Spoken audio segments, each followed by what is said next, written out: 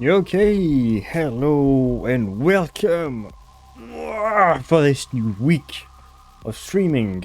And today we are going to start off this Monday with a brand new game. As Monday goes, oh, no, yes? Is that how it says? How it said? For Mondays, this week, at least for this Monday, we will be playing Slay the Princess, which is a weird visual novel, a horror visual novel. I don't really know what to expect going into the game. I just saw the trailers like on Steam and stuff.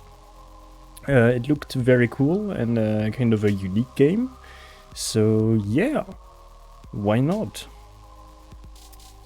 So yeah, let me just go do that. Do that. There we go, and bring the game in. There we go. So, yeah, as I said, I don't really know what to expect. I'm expecting to have to read a lot. That's what I was told, at least. So yeah, I am in a very good mood today. I had a very good day at work. So yeah, I'll try my best to be as entertaining as I can. Okay. Then, without further ado, let's go. Chapter 1, The Hero and the Princess. You're on a path in the woods, and at the end of that path is a cabin. And in the basement of that cabin is a princess. You're here to slay her. If you don't, it will be the end of the world. So there is a narrator, that's good. So, a lot of options. Okay. The end of the world. What are you talking about? Have you considered that maybe the only reason she's going to end the world is because she's locked up? I can't someone do this? Forget I'm not doing this. Have you considered that maybe I'm okay with the world ending? Do we get some reward for doing this? Okay, thanks.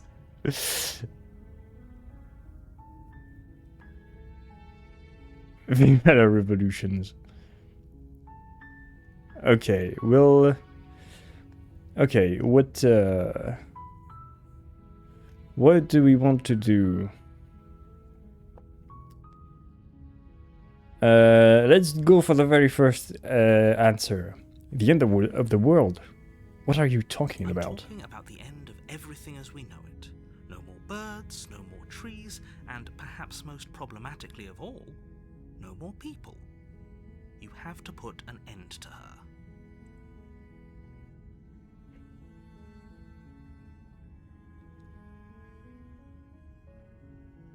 But how can a princess locked away in the basement end the world? Don't linger on the specifics.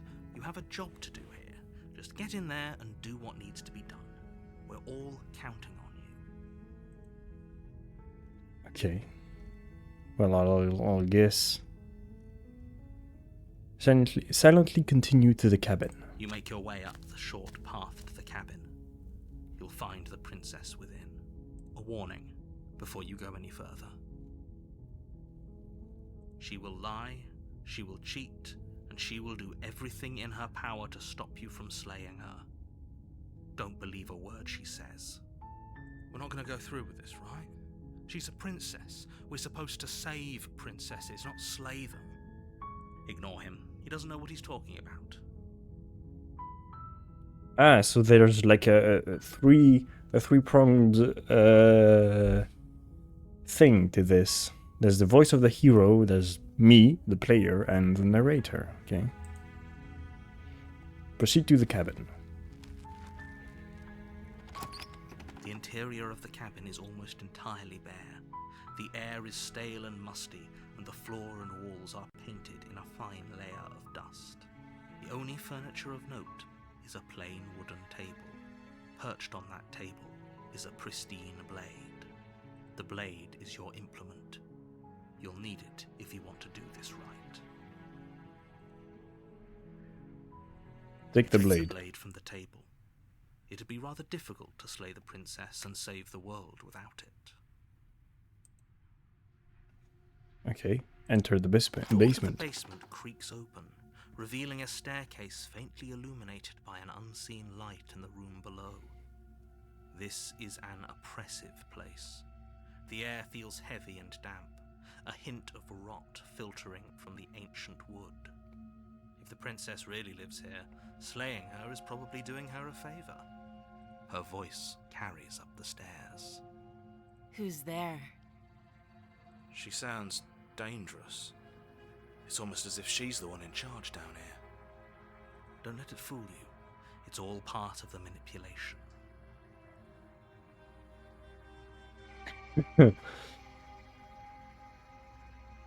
Continue down the stairs. Still listening to reason. You walk down the stairs and lock eyes with the princess. There's a heavy chain around her wrist, binding her to the far wall of the basement. She's so coldly beautiful. Is she really a threat to the world? Focus on the task at hand. And there you are. Are you here to kill me or something?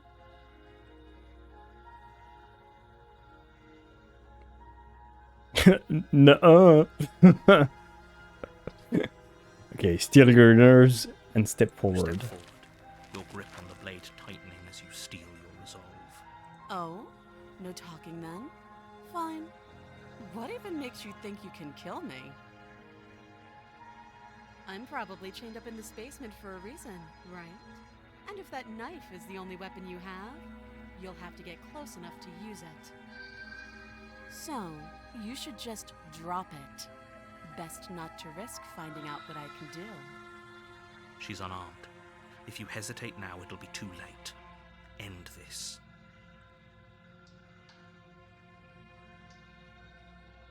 Slay the You princess. lunge forward without a moment's hesitation.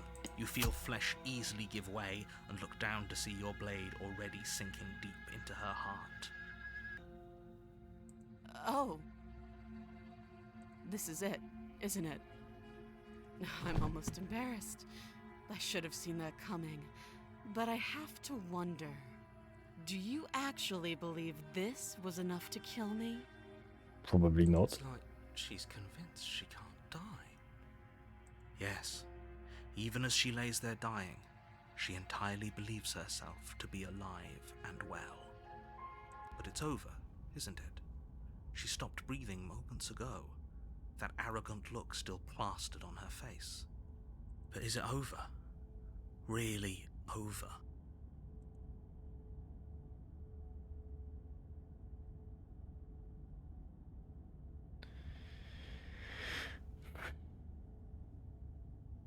Of course not, that was too easy. Over. Don't get all worked up. We should make sure. What's the harm in checking for a pulse? Uh-oh.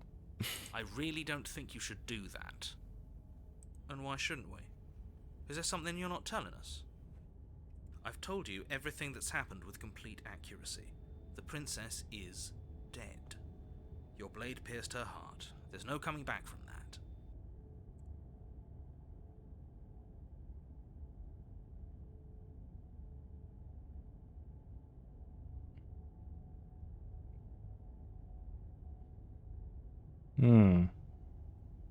Remove the blade. You lean down and wrap your hand around the blade's hilt. But as you begin to slide it out of its resting place, you feel a sharp and sudden jab in your side. What was that? I guess I won't be dying alone after all. Quick, let's get out of here. It's too late for that now. You collapse to the ground as the mortally wounded princess twists a blade of her own deeper between your ribs. As you fall, she falls with you, exhausted by the effort, the little life that was left in her eyes fading rapidly. An eye for an eye. A life for a life. I guess we're even now. See you around. You were so close. Why did you hesitate? It doesn't matter. At least you managed to take her with you. For whatever that's worth. Everything goes dark, and you die. Okay. Chapter 2, The Razor. You're on a path in the woods, and at the end of that path is a cabin. And in the basement of that cabin is a princess. You're here to slay her. If you don't, it will be the end of the world. Okay.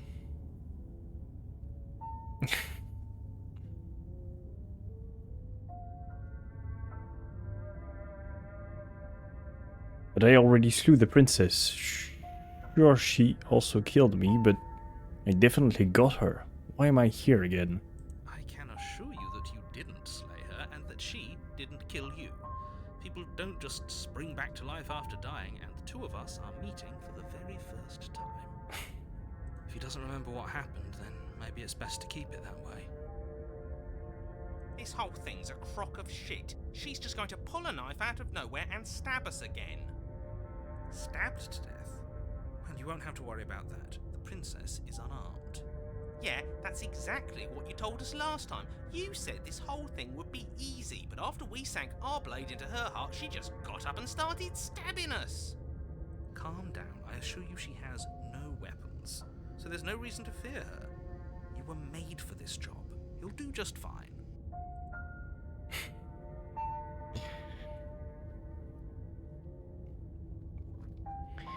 Let's assume I'm telling the truth, and all of this really did already happen. Why should I listen to you? Why should I bother doing anything? Those are two very different questions, but fine, I'll indulge you if that's what it takes to get you moving. Let's say for a moment that this really is the second time you've met me, or at least a version of me. You died last time, which probably only happened because you didn't listen to me. We mostly listened to you. How were we supposed to know she'd spring back to life? If she sprung back to life in this hypothetical scenario, then clearly you didn't slay her. But congratulations, you've been given a chance to actually do this right. And I believe your other question was something along the lines of, oh, what's the point of doing anything? If you're asking that, it sounds to me like you're making the rather dangerous assumption that your actions last time around didn't have any consequences. Aha.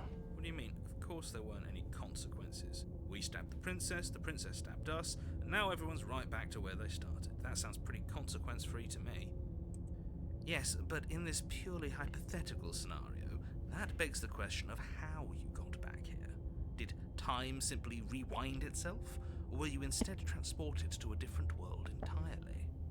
Had you failed to slay the princess, what would have happened to everyone in the place you left? Screw this. Who cares what happened to everyone else? She's not going to play fair, so we should do what we can to save ourselves and just get out of here. At least you know not to trust her, but you do realize that everything and everyone includes you, right? If you turn around and leave, you're dooming yourself as well as everyone else. We were so close to finishing the job last time. She can't get the jump on us twice. If we're careful, we should be fine.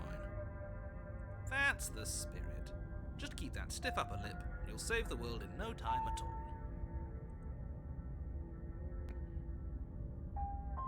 Let's talk about this princess. Just be quick about it.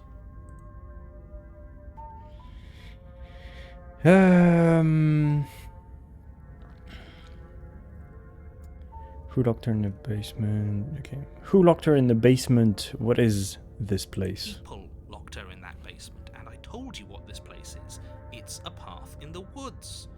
Don't overcomplicate things.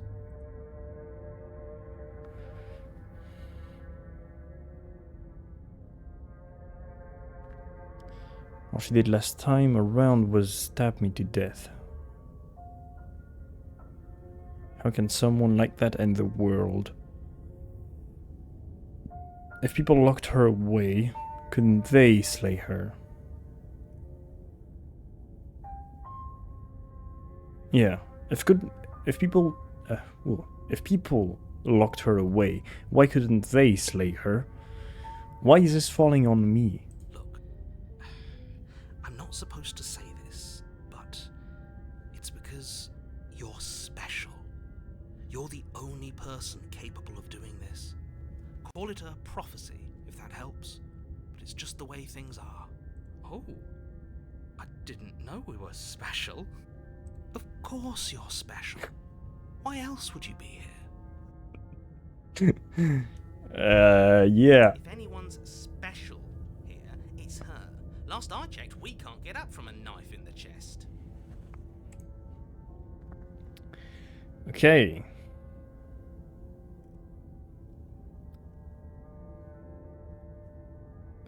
You're being cagey. Cagey? Yeah. What aren't you telling me? I've told you everything you need to know. Going into more detail would just overcomplicate an otherwise very simple situation and make your job more difficult. You didn't tell us about her knife last time, though. That's because she's unarmed. And more than that, it's because there wasn't a last time. Okay, that's all. Now, if you don't mind, the whole world is waiting with bated breath for you to save it from ruin. Okay, proceed to the cabin. Before you go any further, she will lie, she will cheat, and she will do everything in her power to stop you from slaying her. Don't believe a word she says. He couldn't be more on the money. But we're really doing this, aren't we? I'd say you're lost, but I'm stuck here with you. We know what to look out for this time. We know to be careful. Okay, let's make a quick save. Just stay focused and you'll be fine. Proceed to the cabin. The interior of the cabin is Oh. a jagged mess of warped wood and broken boards, their splintered edges as uninviting as shattered glass. The only furniture of note is a pointed table with a pristine blade perched on its edge. The blade is your implement. You'll need it if you want to do this right.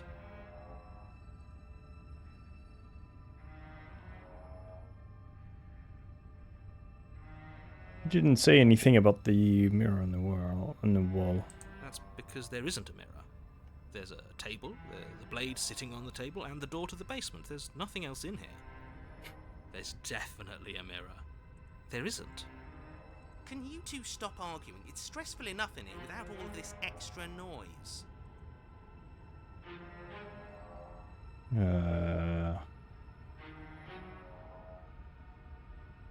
I care whether I'm being lied to. As do I. I'm not lying to you.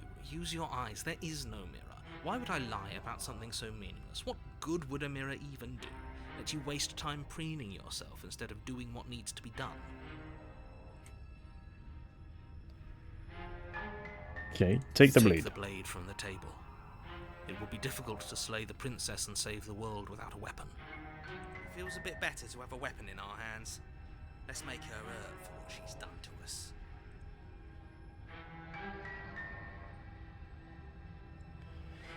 This whole cabin is different from last time. Very different.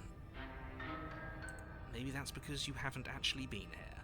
I hope this means you'll finally drop that ridiculous past life nonsense. You haven't died, and you certainly haven't been killed by the princess. So focus up. A lot's riding on this. Oh, I'm very tempted to approach the mirror, but I'm scared I'll die. Approach the mirror. Walk up to the wall next to the basement door. It's a wall. There isn't much to see here. This really isn't funny. Wipe the mirror Reach clean. forward and rub your hand against the cabin wall. I hope you know how ridiculous you look right now. It was there a second ago. Okay. Now it's gone. Yet another thing in here playing tricks on us. I hate this place. Okay, enter the basement. The basement creaks open, revealing what must fractured slats look as if they've been torn from their source and violently jammed into the wall. The air seeping up from below has an almost metallic quality to it, like the smell of fresh blood. And you can hear what sounds like the rhythmic scraping of metal coming from down below. If the princess lives here, slaying her would probably be doing her a favour. That's right, scraping. I told you she has something, I told you. That sound could be anything. It's probably just her chains dragging across the floor. I am begging you to get out of your head. Her grating voice carries up the stairs. I hope you've come to rescue me. I've been stuck down here forever. There is something so wrong with that voice. Yeah, she thinks she's better than us, like she doesn't even have to put on an act this time. As you descend the final step, the form of the princess comes into view, her sharp eyes following you from across the room. I wonder if she remembers us. Finally, somebody! Quick, get me out of these chains. We're not safe here. Come on now, we're not falling for that, are we? She's trying to trick us, but she can't hide that threatening edge to her voice. She just wants us to get close, to let our guard down. If she sounds threatening, it's because her mask is already slipping. She knows why you're here. You are armed, after all. What are you waiting for? You are here to rescue me, right?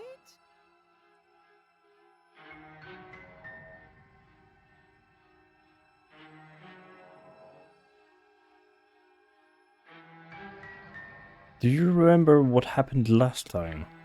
Last time?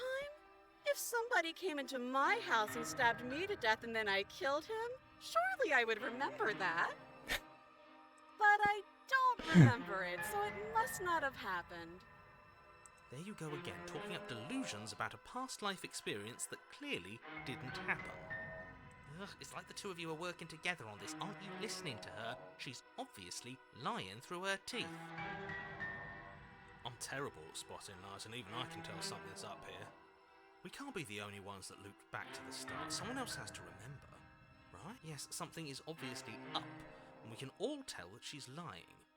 The thing she's lying about is how dangerous she is, not dimension hopping or time travel or whatever it is you think you're doing.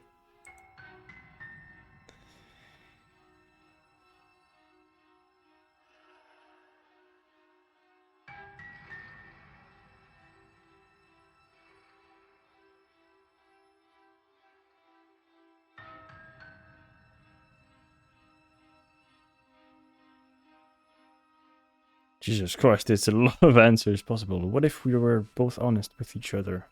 I was sent here to stop you from ending the world, and you killed me last time after coming back from being stabbed in the heart.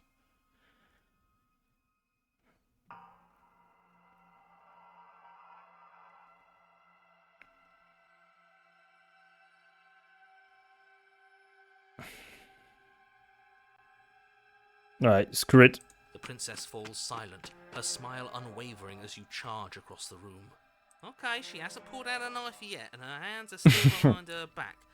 I think we can do this. I think we can win.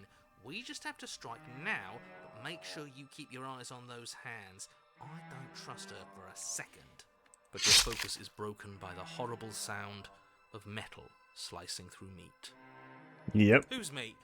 Not ours, right? Hers, at first. Then yours. Hehe. How? What did she even hit us with? You stare down at your chest and at the long, thin blade she impaled you with. And then the red, angry slit along the flesh of her thigh, where the blade had been nestled just a moment ago. The It's still fuck? lodged in her leg, emerging from her knee, hinging up and out of her body like some extra metallic limb. Bullshit. Absolute bullshit. You're going to die now. With a twist of her knee and a painful squelch, she does just that. Everything goes dark, and you die. Okay, princess. The arms race. You're on a path in the woods. No, fuck that. If we're gonna have to keep doing this over and over and over again, we're not starting in that goddamn woods every time. We're starting in the fucking cabin. Oh, what? The interior of the cabin is sharp, a constricting mess of curved and battered sheet metal pushing you towards... Wait, excuse me? What just happened? What did you just do? I feel dizzy. Oh ho ho ho! I guess I took us to the cabin, didn't I? Isn't that interesting? Who holds the cards now? Nobody holds the cards. That's how it's always been. That's unfortunately how reality works. The circle's getting smaller and smaller. Running isn't an option anymore. We have to fight. Good. It's better that way. Without a fight, no one can win. And if no one can win, then nothing has any meaning. Great. So obviously you've already been here. How many times? This is our third? Yes. Wonder things have fallen apart. You do realize that every time you fail, she escapes and an entire world is damned to destruction, right? That can't be right. That's too much responsibility. Nah, impossibly high stakes make the fight so much better. Let's just stay focused, shall we? The only furniture of note is a bent metal table. A pristine blade perched. We take it. Okay, sure, you take the blade before letting me finish telling you it's there. It would be difficult to slay the princess and save the world without a weapon. This feels right. We just have to keep our senses sharp. That's right, we've got to be able to win eventually. We will win eventually. Hell, we might even win now. That's Damn. a fighting spirit I like to see. You could all learn a thing or two from this one. Yeah, the voice of the stubborn is very fucking low. Let me just do something. That and boost it on the stream side. Okay, that should be good. Let me boost it on my side. Yeah, let's save here. Return. I'd love to get started just as much as you would, but how are we supposed to get down there? You walk through the door. You do know what doors are, right? But there isn't a door, it's just that mirror again. There isn't a mirror. You really messed things up, didn't you? It's like you can't even see reality anymore. I can feel the air coming up from behind it, stinking of iron and steel. He might be right. Could be a trick. If our other senses can't feel it, then we can't trust it. If it's in our way, let's just break it and move on. Approach the Make your mirror. way to the door at the end of the room, stopping just in front of it. You really must think you're looking at a mirror. Well, it doesn't exist. Just reach forward and open it. Let's just fumble for the handle and be done with it. I don't care what we look like. I care about getting to the end of this mess. Wipe the mirror clean. Reach forward and place your hand on the door to the basement. It creaks open. And the mirror's gone. How surprising. It was never there. Just an illusion. Let's just get to the princess already. I didn't care about the mirror before, and I care about it even less now. Guess it's time for us to see her again. Just stay focused and you'll be fine. You step forward, but you don't get a chance to linger on the basement stairs. They are smooth and flat and metallic, an unintentional and unfortunately slippery ramp that quickly sends you skittering to the bottom. Really now?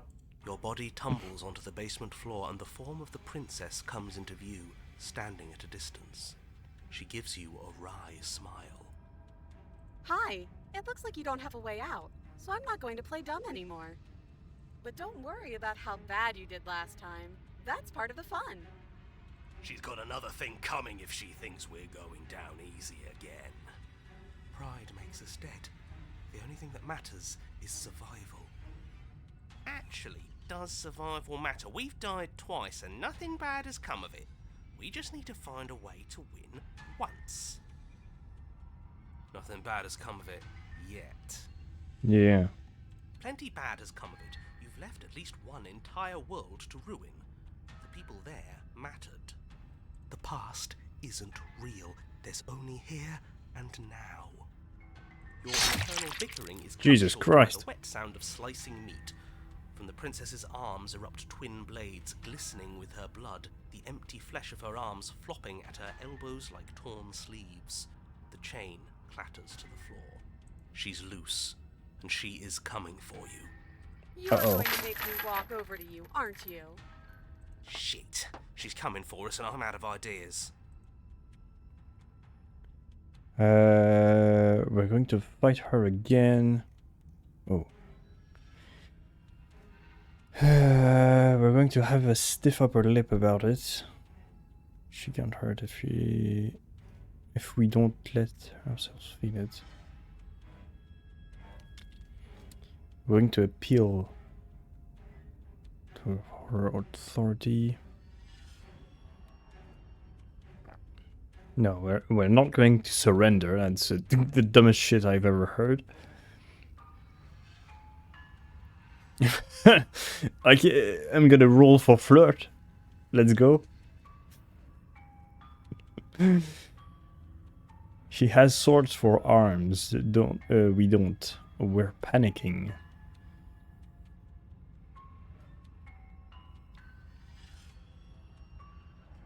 All of these ideas suck. Think something up. Think up something better. Yeah, that's right, we just have to think. There's probably an answer if we think. Oh no, it's gonna Just take too standing long. there, huh? A bold strategy.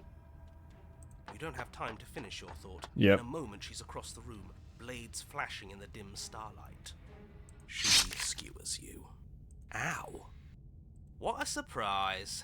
Yeah, we don't even get a second to think without her stabbing us. Oh, a new one of us. I thought that only happens when we die. You're on a... No, you're in a... Where the hell are you? I think we're dead. And that's all we'll ever be. Dead, dead, dead, dead, dead. Stop saying dead, all of you. We might have died a second ago, but right now we're extremely not dead. This is all horribly wrong. How many times have you been here? This is 4. No wonder everything's such a mess. This wasn't supposed to go past 1. I wonder what you're going to do next. You're so full of ideas, and I love that. But I guess we don't have time to talk about things before the princess advances. Okay, whatever we do gets us another us. Let's see how many we can stack. There's got to be a point where it makes us better than her. We don't need any other voices chattering about in here. It'll just confuse us. All we need is to keep fighting. I like the stubborn. Yeah, I'll pass on that. As long as we keep moving. Come on, show me something new. Okay, plan now.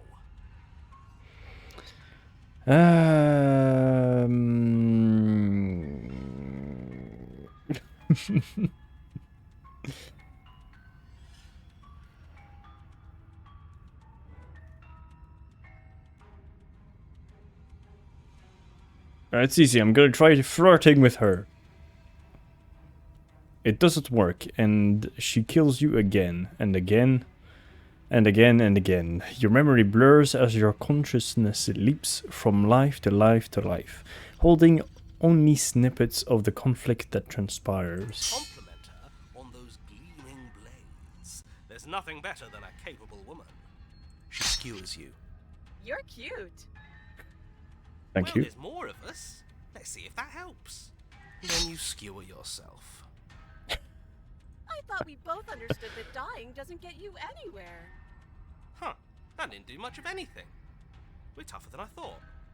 What's the point? It's all the same. She skewers you. Oh, don't give up on me just yet. You gotta keep going. It doesn't matter how many times this takes, we can't give up. Okay, let's go again. Just panic! Flee! She skewers you. No, you don't get to escape. That's not how this works. See? We're getting better. Okay, yeah. That was a good one. She's going to kill this body either way. So stop feeling what it feels. does. She skewers you. Ooh, not bad. Real tough. We're getting close to something, can't you feel it? One last time. You're right. One last time, that's all we need. Let's appeal to her better nature. We haven't tried that. I'm sure she'll listen to reason. Really? She skewers you. And then everything goes dark, and you die. Mutually assured destruction. Your Honor, don't lose your head. We're in a cabin, and we'll take it from here. Everything feels like it finally fits, doesn't it? We're up here, which is different, and different is good. And our steel claw is already in our hand. Ho-ho! What if we throw it out the window? Over my dead body. That won't be very hard. We've died a lot. But I can't say I mind anymore. Besides, what better way to die so very many times than at the sharp hands of a beautiful woman? I'm sure I can think of a better way to die. Yeah, they're all the same, really. How about we stop thinking about horrible ways to die? I don't want us to accidentally manifest anything. The Really? only thing we're gonna manifest is finally ending up on top. Are you sure about that? There are entirely too many of you. How many times have you been here? This isn't good. This is... Yeah, Oh, leave shit. it to the pros. We'll notch up that win in no time. Narrator, we heroically stride through the door and towards our destined final encounter with our star-crossed lover. Fine by me. You walk to the door and onto the basement stairs, only... It's fine. Oh, Just shut up God then and damn it. speed this whole thing along. Are you sure you don't want me to describe the stairs, or this room, or anything? It feels like I'm hardly a part of this. Don't care, just want to win. Fine, you make your way to the basement, where the princess awaits you. You know, this last time I killed you, and you didn't pop right back up again? I thought I'd actually done it. I thought I'd cut you into so many pieces you just weren't able to stitch yourself back together. But I guess we're not done. That's okay with me. It's good even. I like that. I got something ready for you while you were gone. Do you want to see it? I'm not going to wait for an answer. I'm just going to show you. It's worth it though. Just you wait, and not for... Are you going to say what she does? Do you want me to talk now? God damn it. Yeah, she says she has something new. I want to hear about the new thing. Yeah, me too. I think I speak for all of us when I say that I would like to hear you describe her new thing. Really? Okay then. Here we go. Now. The princess's skin twists, splitting into red blooms of raw meat as it stretches and tears. And then it erupts. It becomes a wave of blood and viscera, pieces of her Whoa. splattering against the walls. All that remains in the center of the room is a skeleton of blades. A heart beats furiously in its cage of a chest. Are you ready for what comes next? Well, I'm assuming I'm gonna die. Holy shit! She's gorgeous. Absolutely divine. Yes, behold the perfect woman. Do you think we can throw her out the window? That looked painful. How is she still alive? Heart's still beating, that's all she needs. This is fake. This is all fake. That's all just made up. She doesn't even have a back anymore. How are we supposed to stab her in it? She doesn't even have a back anymore. Okay. This is all just a sick joke. I hate existing.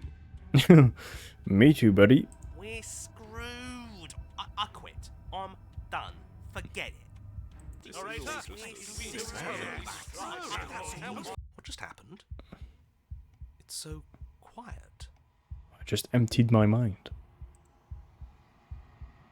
Him too. Something feels different about you. It almost makes me feel different. Like I should actually take this seriously for once. You do not act. You do not act, and yet, through that inaction, your body moves on its own.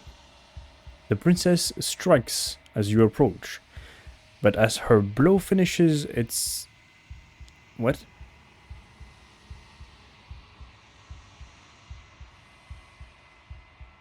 Oh, it's arc. I thought that was an E.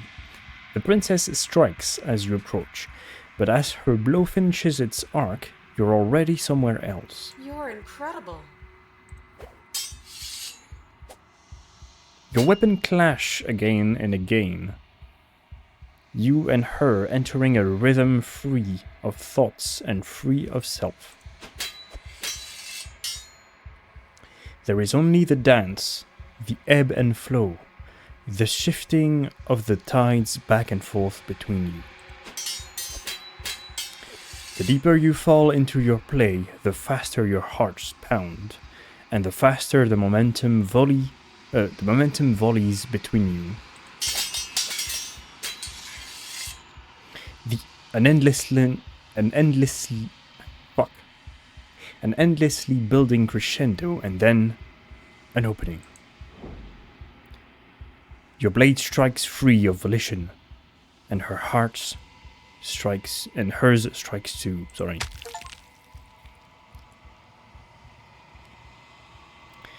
Both strikes are lethal. Neither of you will survive, but neither of you fear what's to come. This is a good ending. You do not get to see each other die. Something has taken her away, and it's left something else in her place. Approach the mirror. You do so, sorry. Gaze into your reflection. Silence as you reach toward the glass. It's time for you to see what's in it.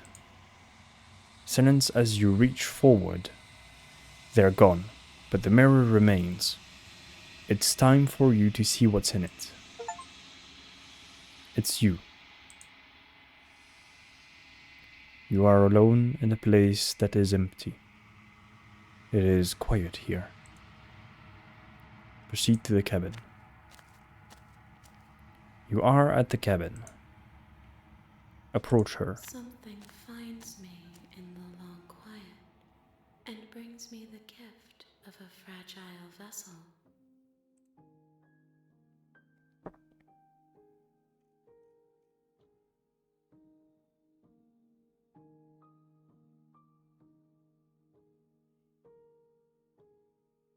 Destroy your body, attack.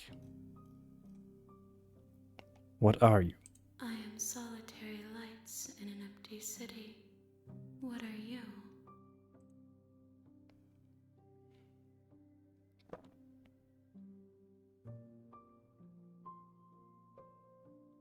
I don't know what I am. I think that you are like me. We are oceans, reduced to shallow creeks.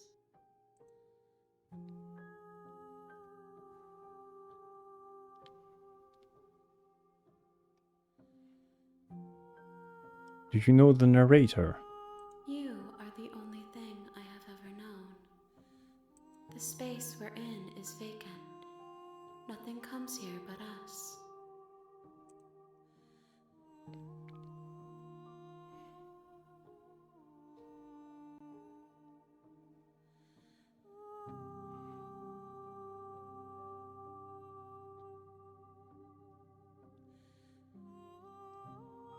Are you what sent me to slay the princess? Are you what trapped me in here? I have only just now stirred to consciousness. I could not have trapped you here, and I too yearn to be free.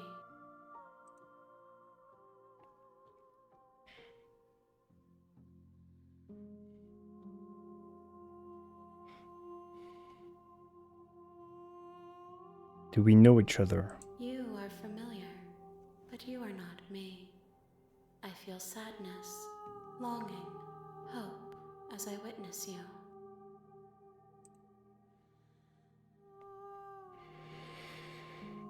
Are you the princess? She is part of me, and part of me is her.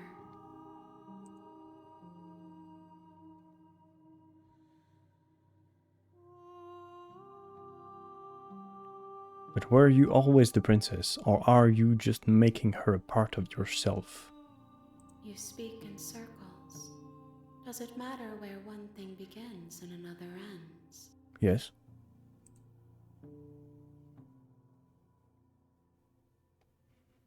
Do you know about the worlds beyond this place? I know only that they are.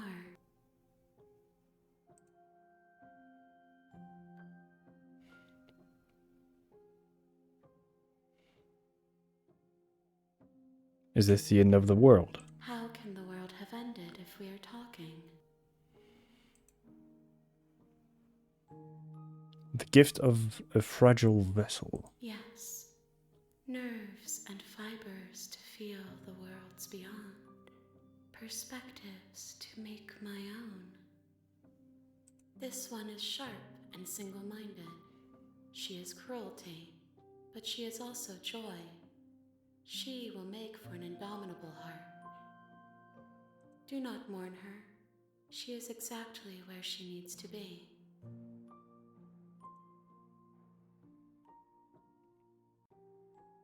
What happens now? Nothing, as we are. But I know that there are worlds beyond us, and that we are meant to reach them. There is no exit, but this vessel is a creature of perception. She can make you forget, if only you believe her to be able to.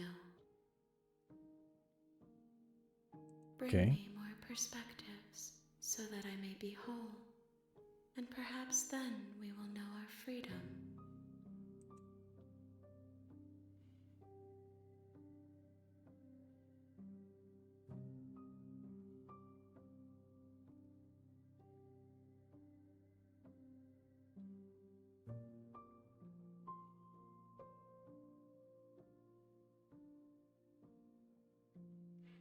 I was sent to slay the princess, stop her from destroying the world. If I help you, is that what you're going to do? You ask of things that cannot be done. To destroy is merely to reshape, to remold. You're being semantic. What are you going to do if I help you? How can I know? I am flickers in something sprawling and unilluminated.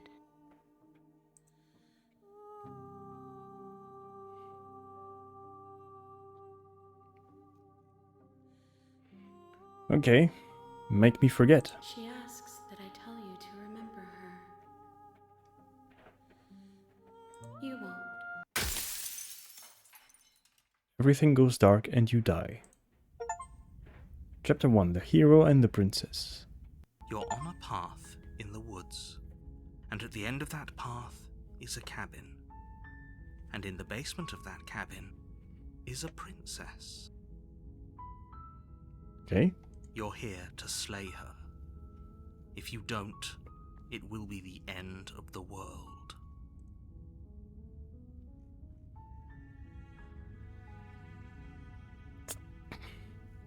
Silently continue to the You cabin. make your way up the short path to the cabin. You'll find the princess within. A warning before you go any further. She will lie, she will cheat, and she will do everything in her power to stop you from slaying her. Don't believe a word she says. We're not going to go through with this, right? She's a princess. We're supposed to save princesses, not slay them. Ignore him. He doesn't know what he's talking about. Proceed to the cabin. The interior of the cabin is almost entirely bare. The air is stale and musty, and the floor and walls are painted in a fine layer of dust. The only furniture of note is a plain wooden table. Perched on that table is a pristine blade. The blade is your implement. You'll need it if you want to do this right. Okay, You take the blade. from the table. It'd be rather difficult to slay the princess and save the world without it. Enter the The basement. door to the basement creaks open, revealing a staircase faintly illuminated by an unseen light in the room below. This is an oppressive place. The air feels heavy and damp, a hint of rot filtering from the ancient wood. If the princess really lives here, slaying her is probably doing her a favor. Her voice carries up the stairs. Who's there? She sounds dangerous. It's almost as if she's the one in charge down here. Don't let it fool you. It's all part of the manipulation.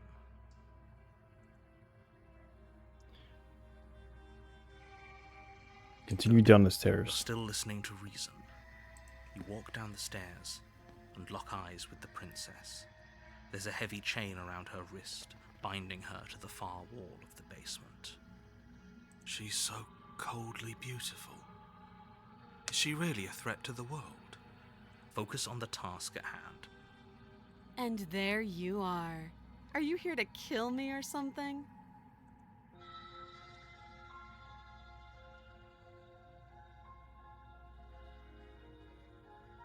I'm just here to talk. Then why did you bring a knife with you? How about you drop it, and then we can chat? No. She makes a compelling point. What if we just dropped the blade and talked? Look at her. It's not like she's a threat. Don't you dare. It's fine. We can decide what we want to do after we talk to her. Maybe she really is a monster. Killing someone in cold blood isn't very becoming of us. Tighten your Ignore the grip. trembling in your hands and tighten your grip on the blade. You poor thing. Your hands are shaking.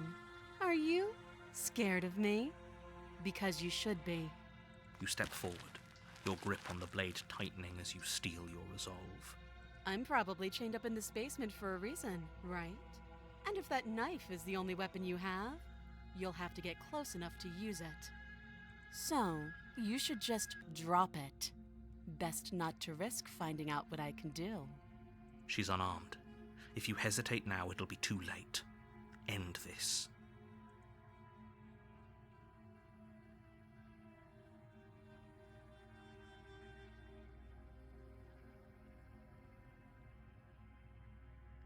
What if she is bluffing? What if she isn't bluffing? What if she kills us? You go into this expecting to die, you're going to die. Hesitating? Why don't you drop the knife and the two of us can be civilized with each other? I'm not dropping the blade. Then I'm not talking to you.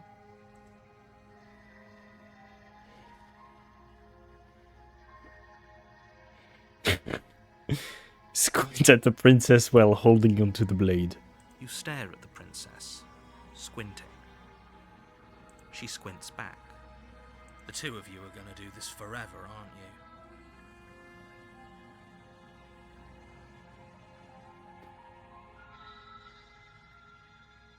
Squint at the princess even harder. You squint even harder. So does she. At least nobody's dying right now. You're going to have to make a choice. You can't keep squinting forever. Eventually, someone is going to have to blink.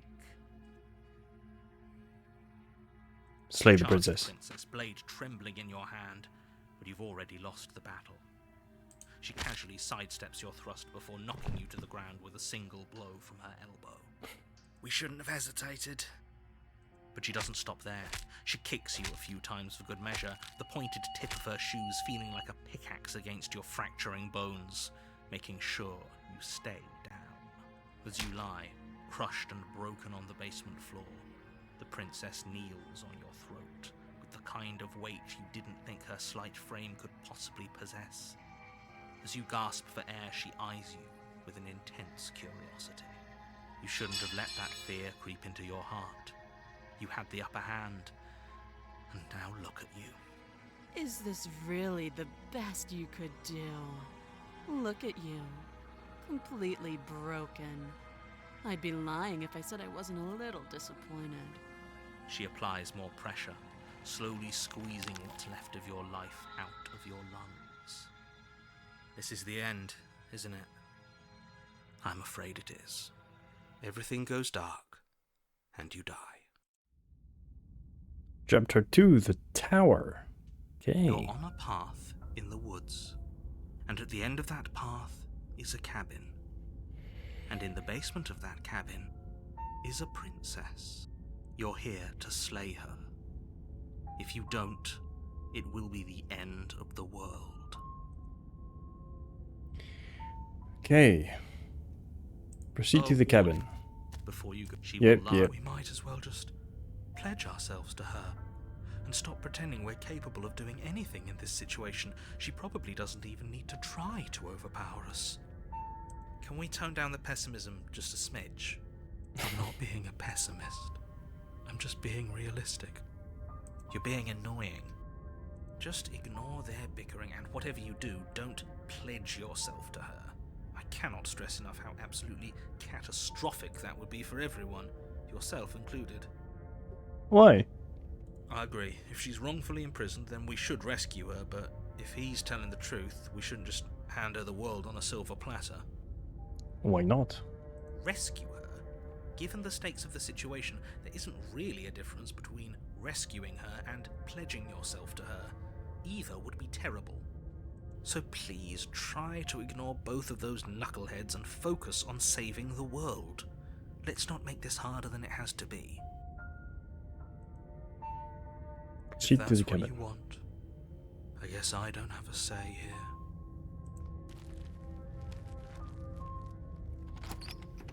The interior of the cabin is larger and more grandiose than its humble exterior would suggest. The only furniture of note is a massive marble altar with a pristine blade perched on its edge. The blade is your implement. You'll need it if you want to do this right. Why do we feel so small? We don't feel small. We are small. Okay.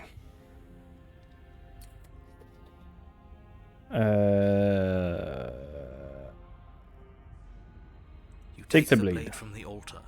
It would be difficult to slay the princess and save the world without a weapon. Approach the mirror. Walk up to the wall next to the basement door. It's a wall. There isn't much to see here. What are you talking about? This isn't a wall. It's a mirror. Or at least it'll be a mirror once we wipe off that layer of grime. Wipe You it reach clean. forward and rub your hand against the cabin wall. I hope you know how ridiculous you look right now. We should count ourselves lucky. Some things are better left unseen. No shit, Sherlock. Okay, enter the door to basement. The basement creaks open, revealing a spiral staircase. Its steps almost as deep as you are tall. The smell of incense drifts up from below. For a moment, you almost feel at ease. This is actually kind of nice. It's still a stone basement. If the princess lives here, slaying her is probably doing her a favor. Her booming voice rolls up the stairs. Is that a guest I hear? Don't linger on the stairs. Come down and witness me. Yes, mommy? You weren't kidding when you said it was booming. She wasn't like this last time. We need to get down there. She wants us to see her. We need to see her. Yes. Should we be worried about your sudden change in attitude? Just a few minutes ago you were going on about how pointless everything was. Now you want to go down there. It doesn't matter what that little voice says. He's not the one making the decisions. Though if his ramblings get you to the princess, they get you to the princess. Okay, continue down the Making your way stairs. down the spiral staircase is a time-consuming and exhausting effort, every step requiring you to clamber over one edge before dropping to the next. But soon the end comes into view, and you tumble to the bottom, entering the vast, temple-like room beyond. The princess towers over you, Whoa. almost glowing in the weak starlight, her figure framed by a stained glass window. Her long hair billows around her, and a chain binds her wrist to the far wall. The chain is nothing to her. It might as well be a toy for all the good it would do. I told you it was pointless to resist her. The little bird has returned to me. I wonder what he wants. You've brought that knife again, even though you know it's useless. Such charming audacity. Drop it. Okay. The blade slips from your fingers and clatters uselessly to the floor. We didn't have to do that. And yet you did. She's so much more than us. You wouldn't understand what it feels like to be in her presence. Oh, I understand what's going on, and you'd better snap yourself out of it. Kneel. Okay. On her command, you fall to the floor, knees painfully connecting with hard stone. That's my good little bird. Now, why don't we talk? The last time we met, you couldn't even scratch me. And yet here you are again, trying to succeed where you've already catastrophically failed. What draws you back here beyond the empty halls of death? Speak. The last time we met, nobody should have met her before this. You should be the first. You're the only one I trust to deal with her. Then you shouldn't have trusted us. There was nothing we could do to stop her then, and there's nothing we can do to stop her now.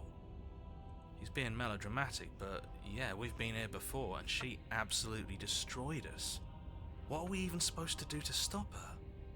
That's worrying. Whatever you do, don't tell her why you're here. It's best not to give her any ideas.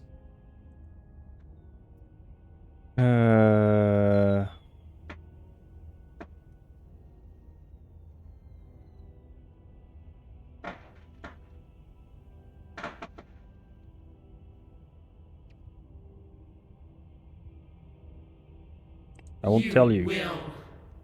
Just do it already. It will feel so much better to do as she says. Remain silent. Do you think holding shut your beak is enough to stop me from prying it open? Do you think your skull can save your thoughts from being seen? Can she do that? There's nothing she can't do. Meekness, despair, but a hint of something more. A small taste of stubborn resistance. A grain in the storm of my cosmic wind. Enough to be felt, but not enough to matter. And there it is. I am destined to end the world. Something about that thought wraps itself around my heart. It feels like a fundamental truth to my being that I'd somehow forgotten. The collapse of the old is a necessary prelude to the birth of the new. And the world as it is now is overdue for alterations. It's time for me to seize my destiny. And you, little bird, will help me seize it. She's inevitable. There's nothing else for us to do but help her. Maybe she'll be nice to us. Probably not.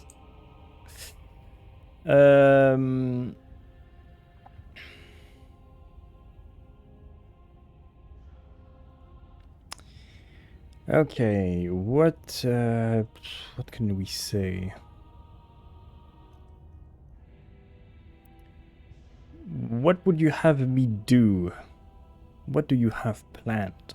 All you have to do is break these chains and set me free. If you're so powerful, can't you just break the chains yourself? Don't be rude. Of course she can. It's not rude to question someone who's apparently trying to end the world. Yes. That's exactly why it's rude. We should know our place. I can, easily, but that isn't what I want to do. The story of a terrible and bountiful god unbounded of her own will is no story at all. It's not worthy of everything I am, or everything I'm bound to become. It isn't even worthy of what I was. The destruction in Genesis that's to follow in my wake is deserving of a song that can echo for eternity. The song of you, being so struck by my glory, so overwhelmed by what I am, that you feel you must deliver me into the world. And from your act of utter devotion and submission springs a new dawn, a better dawn. Submit now, submit later. It makes no difference. Because in the end, no matter how vainly you struggle against me, my will triumphs over yours.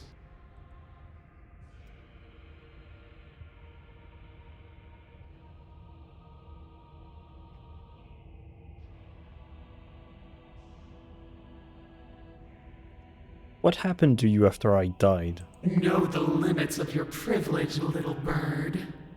There's an empty place at my side for you to fill, if you'll have it. But it is not a place for an equal.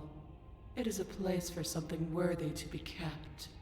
A priest, perhaps, or a pet. Boring. Boring. Just because you're supposed to end the world doesn't mean you actually have to do it. You can be whatever you want to be. This isn't about desire. This is about what I am. And I have little interest in discussing destiny with one that cannot see the divine truth that shines in my heart.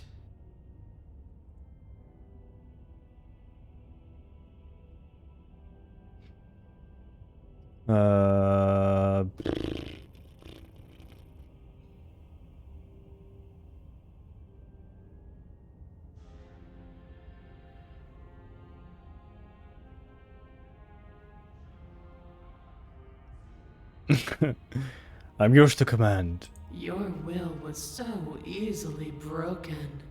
Am I that magnificent? All you need to do now is break my chains. If this is what you want, then I guess there's not much else for me to say. I mean, No, you can't just give in to her. Not when the stakes are so high. Not when you're so close. I won't let you do this. There's still something in the way. A greasy film inside of you where it doesn't belong. Trying to conceal you from me. Is that a person? No, it used to be a person. It's something different now. An echo. Is she talking about you? That's impossible. She's not supposed to be able to interact with me. A shriveling shit. little worm stretched beyond its limits, trying to control things that it can't understand. No. What are you talking about? I'm just... I don't care what you are. You're mine. Ah! oh, Rise, my Oh. little bird. oh, stop sucking my dick. What? Without hesitation, you're brought to your feet. Break my chains. And how are we supposed to do that? All we have is a blade. All you need to do is believe it's been done.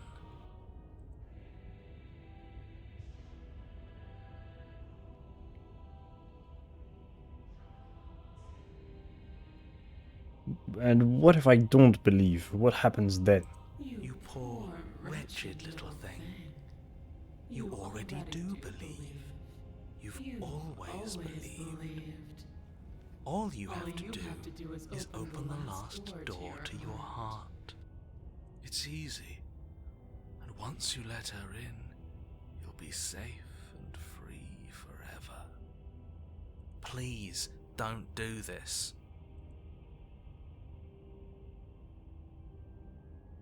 Okay, break her chains. Shatter, and the cuff falls from her wrist. She is loose, and the end is upon us. What a good disciple you are. Come, it's time for us to leave. Yes, mommy. What happens now? Nothing. And then, everything. Oh, everything, really? I mean, that's a lot of things. Okay.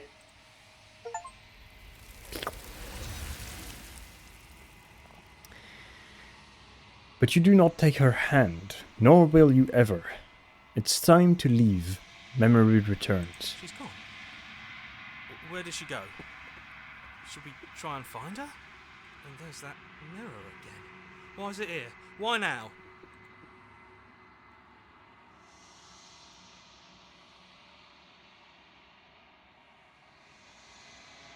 Of course you're scared. This is the end for you, but it's not the end for me. What is that supposed to mean? Whatever awful thing I felt before, it feels so much worse now. This is what we all deserve, isn't it? Approach the mirror. You approach the mirror. Gaze into your reflection.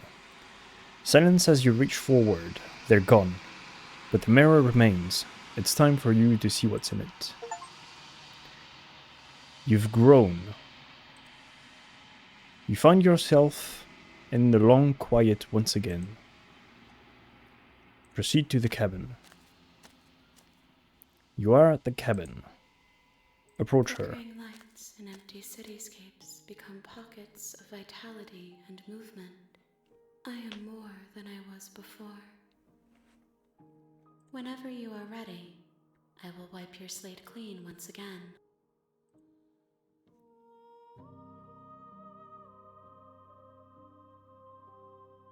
Are you the same being as you were before? How much have you changed? Is a child the same as an infant? I am an unbroken pattern, but every vessel gives fresh perspectives and carves new avenues of expression. I am different, but I am the same.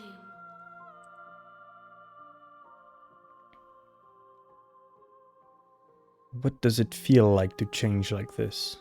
Eyes close in reflection. Perspectives meld together, and the breadth of my experience stretches to new corners. There are contradictions, conflicts in my nature, and there are familiarities that bind everything together. It feels correct. This is what I need to be. This is the only path forward.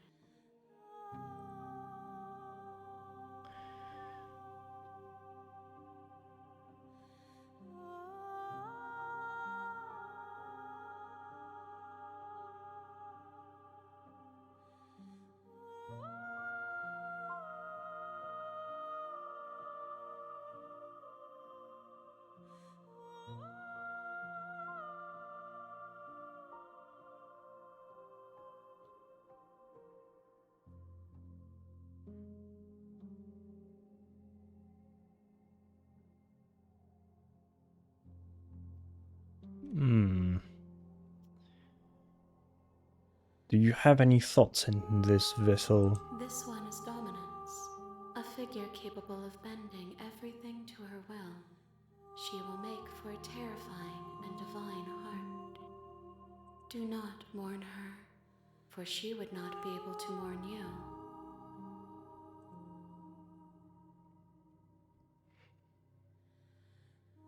Okay, I think I'm getting where I'm starting to understand where the game is, or where the game wants to go, or wants to make me think, or feel, at least.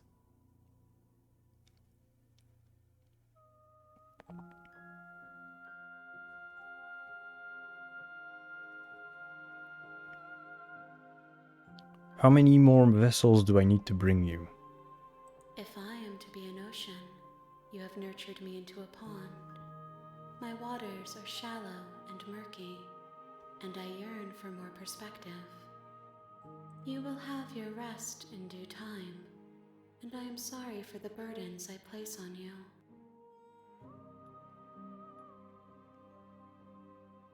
When this is all done, do you know what you want to do? With every gift you bring me, I excavate the alleys of what I am meant to be. and every exploration yields new and complicated truths. What I will be is different than what I am, and what I am is different from what I was. I cannot tell you what desires I will hold when I have changed. But in this moment, all I want is to know myself and to know you. Okay.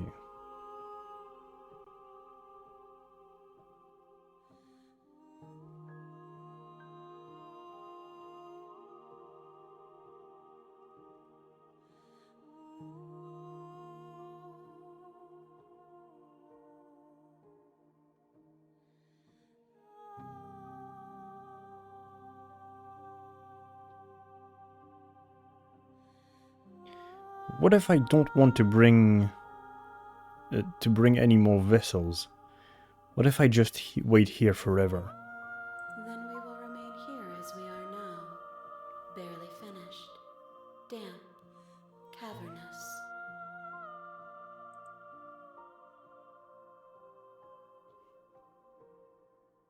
You have no need to wait.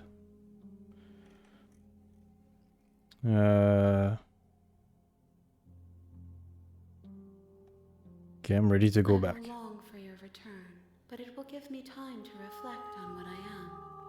We will meet again. Everything goes dark and you die. Chapter 1, The Hero and the Princess. You're on a path. You're here to slay her. Okay.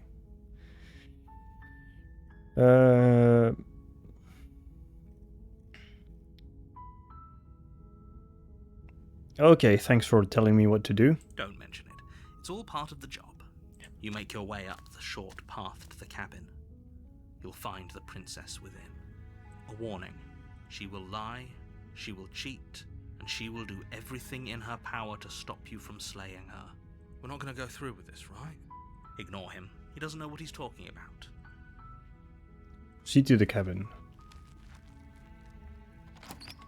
The interior of the cabin is almost entirely bare. The air in the blade is your Okay. implement.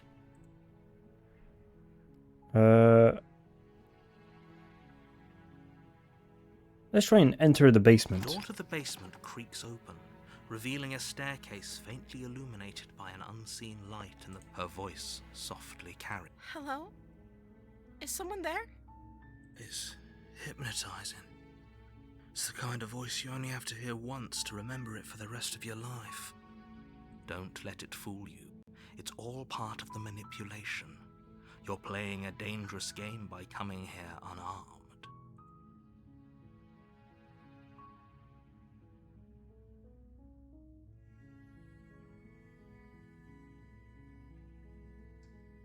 If I lie, I'm here to save you. Wait, really? You're here to rescue me? I was starting to think I'd be stuck down here forever. I see. You're trying to get her to lower her guard. It's a gamble, but it might work. Come downstairs. I want to see the face of my rescuer. You walk down the stairs and lock eyes with the princess. There's a heavy chain around her wrist, binding her to the far wall of the basement. She's beautiful. How could someone like this be a threat to anyone? I am begging you to stay focused. There's a lot riding on you here. Hi. I can't believe you're here. I've been waiting for something like this to happen forever. I hope you brought something to deal with these chains. You were lying when you said you were here to rescue her, but regardless of your intentions, breaking her out of those chains would be a big mistake. Don't even try it.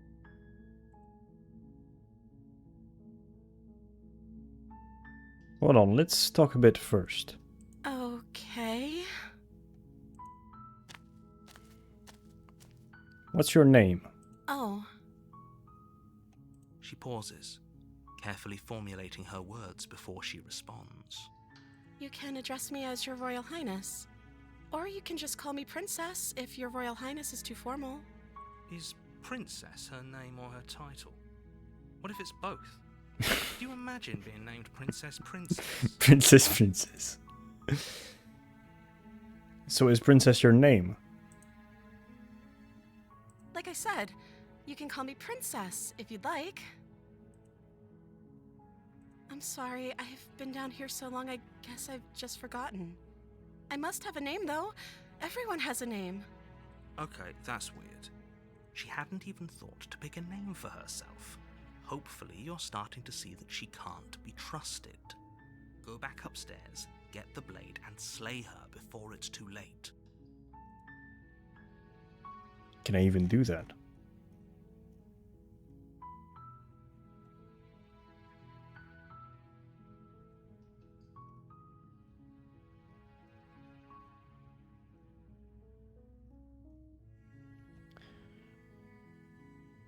I don't know anything about you.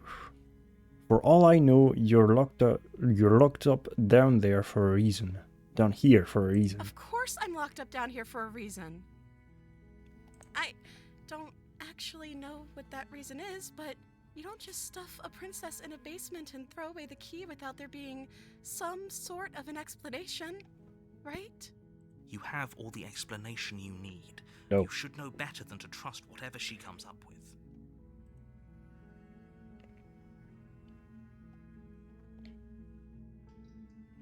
If I'm the first person you've seen in a while, what have you been eating or drinking? I don't see what that has to do with anything. Well, that has to do with every fucking thing. This is the only time this is ever going to happen, but I agree with the princess. That's hardly relevant. How? Okay, but actually, what has she been eating? She has to eat, right?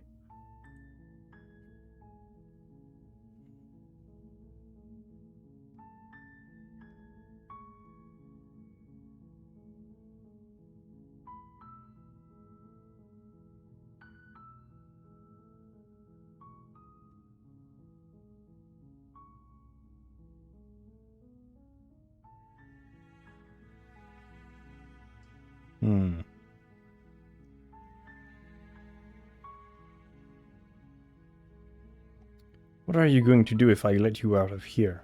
The princess hesitates before responding. She doesn't know.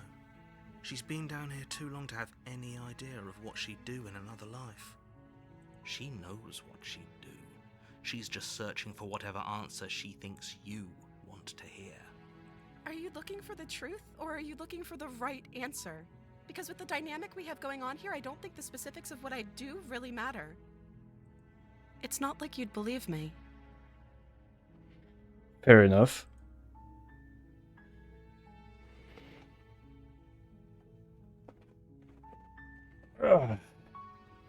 Alright. Go back upstairs to retrieve the blade without saying another word. Thank you. You turn back to the stairs, intent on retrieving the blade in the cabin. Where are you going? You can't just leave me here. I'm going back. I hope for your own sake that I don't slip these chains before you make it back down here. Slip these chains? She can't, right? She needed our help to get out of here. But do you hear the conviction in her voice? I don't think she's bluffing. She has to be bluffing, but I'd hurry if I were you. You rush up to the first floor, grabbing the blade, both yours and the world's only possible salvation. Okay, if we're sure about this decision, I'll support it. I suppose we have a world to save after all. You slowly creep down the basement stairs. It's quiet. Where the princess sat only a moment ago, there's only a severed arm, its cooling flesh still chained to the wall. And she is nowhere to be seen. Is it just me? Or did this room get a lot bigger?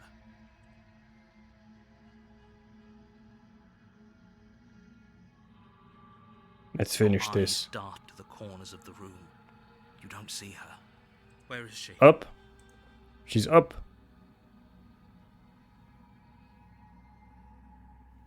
Close the door behind you. Almost magically, its locks immediately click into place. Maybe they'll open if you finish the job.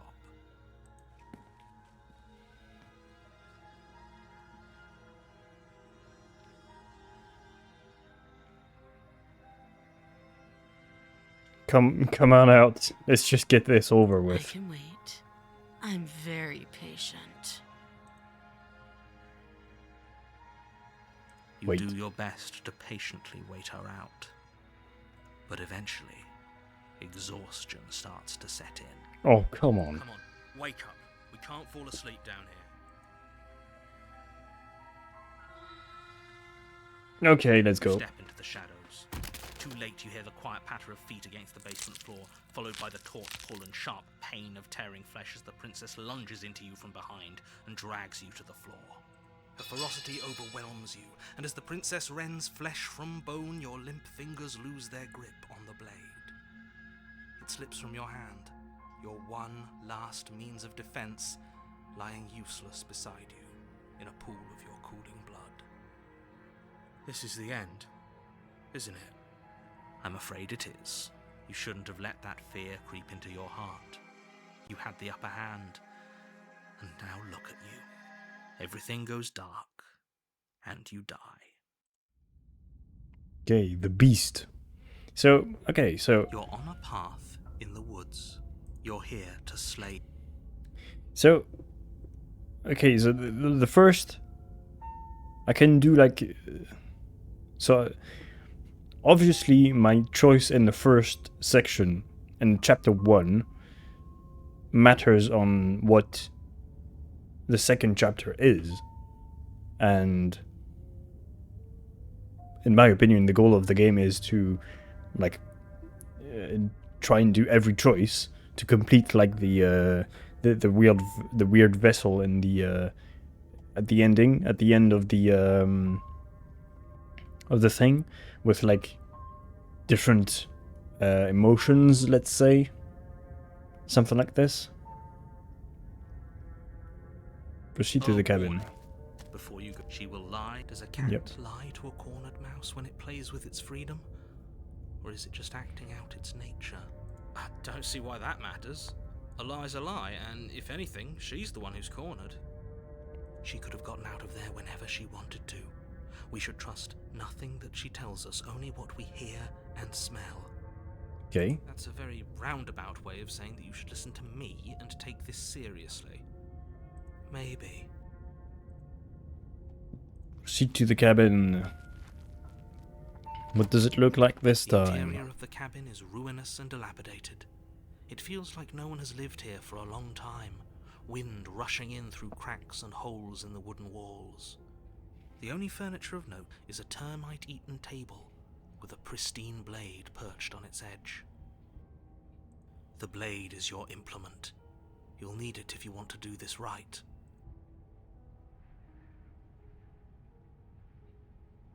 I wonder if... No, I don't think... I don't think it does anything to approach the mirror whenever I encounter it. Was it the only thing... The only thing I could think it could do is that it makes me go to like the long quiet, so the where the weird entity / vessel is, and saves that particular instance of emotion that the princess is or has that I made in the first place. But I don't think so. Let's... Okay. Yeah. I don't know if I really want to experiment this time around. Let's just You take the blade. from the Yep. Let's approach the Walk mirror. up to the wall next to the bed. What are you talking about? Wipe the mirror Reach clean. forward. Okay, was- there's now it's no gone. mirror. Enter the Door to basement. The basement creaks open, revealing what's left of an old wooden staircase. It's still sturdy enough that you can make your way down in one piece, though you'll have to be mindful of holes. The air seeping up from below is oddly warm and wet, as if you're descending into a jungle. If the princess lives here, slaying her would probably be doing her a favor. She's living in Vietnam. She growls up the stairs. Uh-oh. I can smell you. She's gonna be like a werewolf or something like this. She sounds almost Feral. feral. Impatient. Or maybe eager. You carefully make your way down the stairs. The last step gives way to the damp earth floor of a starlit pit. The walls are obscured by an impenetrable darkness, giving the illusion that the room might stretch on forever. You brush against the wide leaves of plants that surround you on all sides, seemingly the only living things that occupy this strange underground wilderness. The jungle is pressing in on us, hiding her from view. She could be anywhere. She's just here. You see only a flash of the princess before she scurries away into the underbrush, dragging her heavy chain behind her. Remember, she's just a princess. Well, I don't think so, buddy. She is certainly not just a princess. Yep. You're not helping. It doesn't matter what she is. It only matters what she does. Her shining eyes appear between the leaves, staring hungrily at you from the darkness. I can hear your heart pounding from the bottom of the stairs, fledgling. You're right to be terrified. I'm so much more than you. And a little splinter clutched in trembling hands won't save you from me. A shiver rushes up your spine and pulls you upright. The air's shifting. She's getting ready to pounce. Move, now. Move. You lunge to the side, picking a direction on instinct. As you land, you're buffeted by a gust of air, disturbed by the sudden motion of a massive body. The princess. In an instant, she's pounced on the spot where you would have been, her chains rattling across the floor behind her. Before you can blink, she's gone, vanishing once more into the shadows. But you still feel her gaze on you. You're faster than you were before, but you're still meek, reactive, prey. You whirl around to find her, and your gaze meets hers, a pair of shining eyes peering out at you from just beyond the basement stairs. So she's cut off our escape. Shit, what do we do?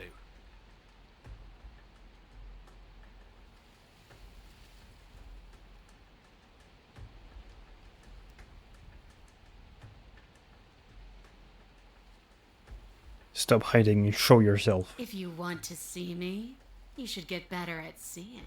Oh, fuck off. She knows that her strength lies in shadows and secrets.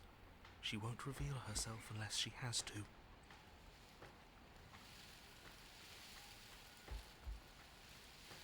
What do you I want? want to swallow you whole, and I will get what I want. You have no exit. You have no hope. You live and die by my whims, and my whims alone. Don't ask her what she wants, just slay her. Is that all the advice you have? We don't even know what she looks like. Some specifics would be very helpful. She's just a princess. Don't overthink it. She is clearly not. She's coiling for another strike. Be somewhere else. We're on the back foot. The back foot keeps us nimble, keeps us alive. It doesn't matter if it keeps us alive, if it eventually kills us. We need to take back the momentum. We need to do something. Survive. Just survive. You spring to a new patch of jungle, barely moving out of the way before the princess surges past you with a speed that makes her practically unseen.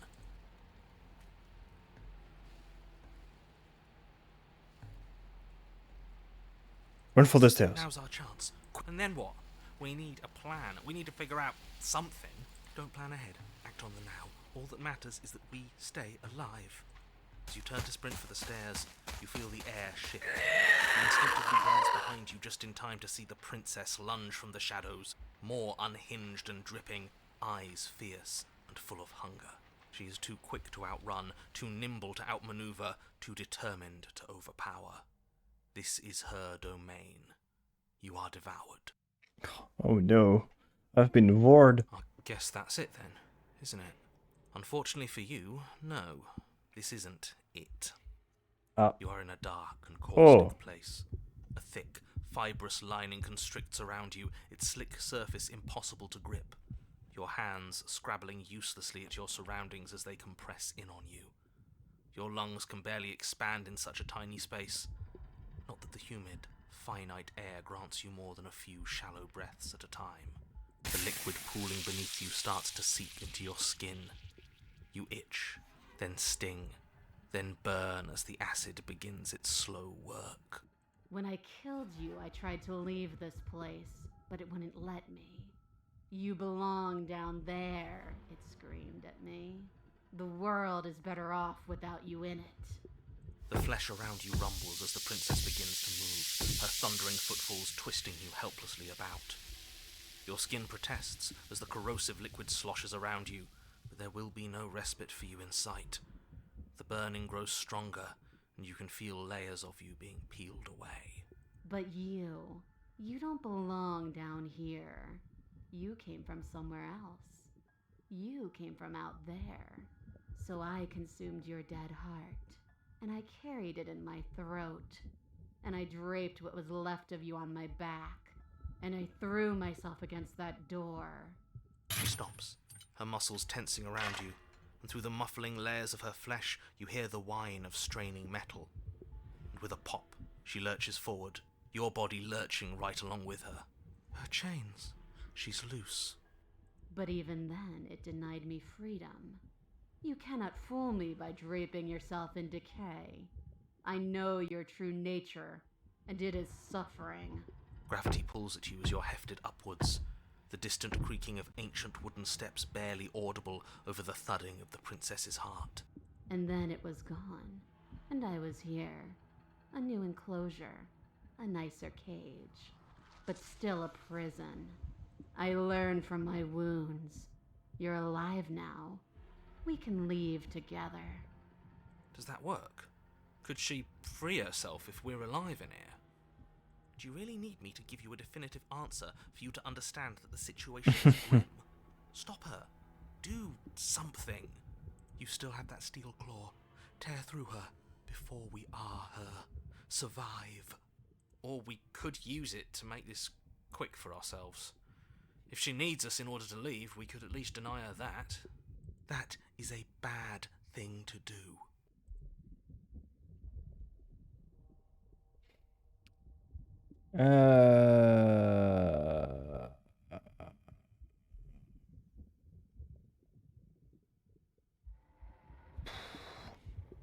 Dig with the steel claw. Though you have little room to move, you use what strength you can muster to drive the blade forward into the thick walls of tissue digesting you.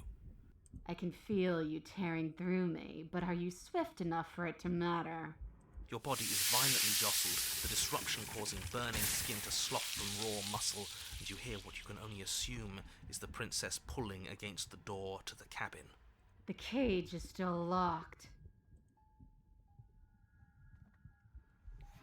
Can we dig further? You slice again, deeper, rooting through her meat with the tip of your blade, until at last it finds her beating heart. The pulling has turned to banging as the princess desperately throws everything at the cabin door. Your flesh screams as your reddened, spongy body is hit with fresh waves of blistering acid. You can't hold me forever. Slay the princess! Dissolving, eroding into unrecognizable shapes. Your will drives it forward. You have a target, and you will strike it. We're too late, aren't we? This isn't survival. This is spite. No, it's something better. It's fulfilling a noble destiny. Your lone, functioning arm lashes out, stabbing up towards the princess's heart. So you found a way to kill me. Then we'll die together, and I will see you again soon. With those prophetic words, you do not draw another breath. Your body tangled and melting in the cooling folds of the princess's flesh. Everything goes dark, and you die. But at least you've saved the world. I hope. Chapter 3, The Wild. Okay, so... We are a path in the woods. We have no beginning, and we have no end. But something cold and unnatural sits watching us from just beyond our edge. Okay, so... yeah, so... Then there has to be... If I'm thinking of this, about this correctly, there has to be, for every chapter 2, either I die, or, well, either the princess kills me, and I go straight back to the long quiet, or I slay the princess, but we die together, and then there is a chapter 3. Okay. His gaze pushes against our borders, curling them in on themselves, preventing them from stretching to the places they need to reach. No, that's all wrong. You're not a path in the woods, you're on a path in the woods. Who's even saying that? That's not the princess, is it? Oh no. How many times have you been here? I think this is our 3rd? That's bad. That's very, very bad. It wasn't even supposed to reach 2. If you're at 3, well, no wonder things aren't the way they're supposed to be. Let's get our facts straight. What happened last time? What could you have possibly done for things to be like this? The thing that sits beyond our edge speaks his logic into us. He tries to grasp at things that cannot be grasped. He tries to stare with wide pupils at that which can only be held from the corner of the eye or with a passing glance. Shut up. The rest of you, talk. What happened? What did you do? Can she hear us if we talk? I can hear everything, little one, but you don't have to be afraid of me. There's no place where you end and I begin. Nothing can hurt you here. Not anymore. Oh, I like that. I don't feel so small anymore when you put it like that. That's because you aren't small, even if you act that way. We're both so much more together than we were apart, and we can be so much more still. Vast, unfathomable. You're not mad at us for stabbing you in the heart, are you? No. Are you mad at me for swallowing you whole? Nah, not really. It all seems so petty right now. She ate you, and now you're convinced that you're stuck together. What a mess. He doesn't understand. We aren't convinced of anything, and we aren't stuck together. We're one. This is how we're supposed to be. Can't you feel it?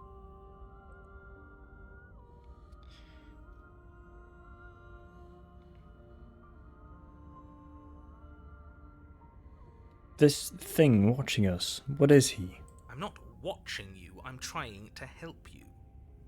That's not an answer to our question. I don't know what he is. I only know that he is something other, and that he wishes for you and I to tear ourselves apart. I do want that, but only because it's in your best interests. It's in everyone's best interests. You won't be able to slay her unless you remove yourself from her. He wants us to kill each other. I don't. I want you to kill her.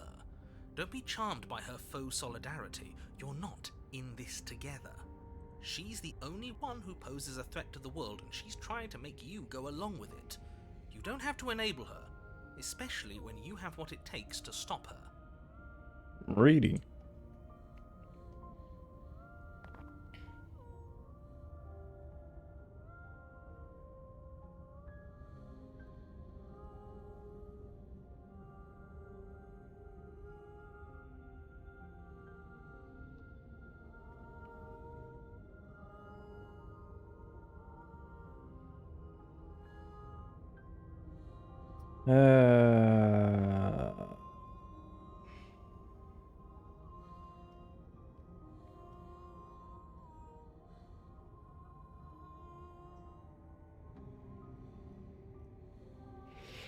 Okay, narrator. How do I stop her? You can start by remembering that you exist, and not as some part of a Gestalt entity formed with the princess. You exist as your own self, complete with your own physical body separate from hers. I'm not so sure about that. We were something like that once, but now? And if thinking about that isn't enough to startle you back to reality, consider this. The princess ate you last time. Stop passively vibing with a literal predator and remember that you're enemies. Remember what she's done to you and how much it hurt. We can't go back to that. We can't go back to the fear and the hunger and the pain. Not after being something as beautiful as this. Doesn't all that conflict feel so far away right now? So petty? We've been posed against each other by something that understands the strength of our unity. I can feel a thumping, a heartbeat, like a distant terror that keeps getting louder the more we pay attention. Please, stop. If you let it in, we'll fall apart. Don't look at it! Look at what? I think we should hear out whatever it is that's trying to be heard. I like to take all options into account before making any big decisions, and what's the harm in just listening? Yeah.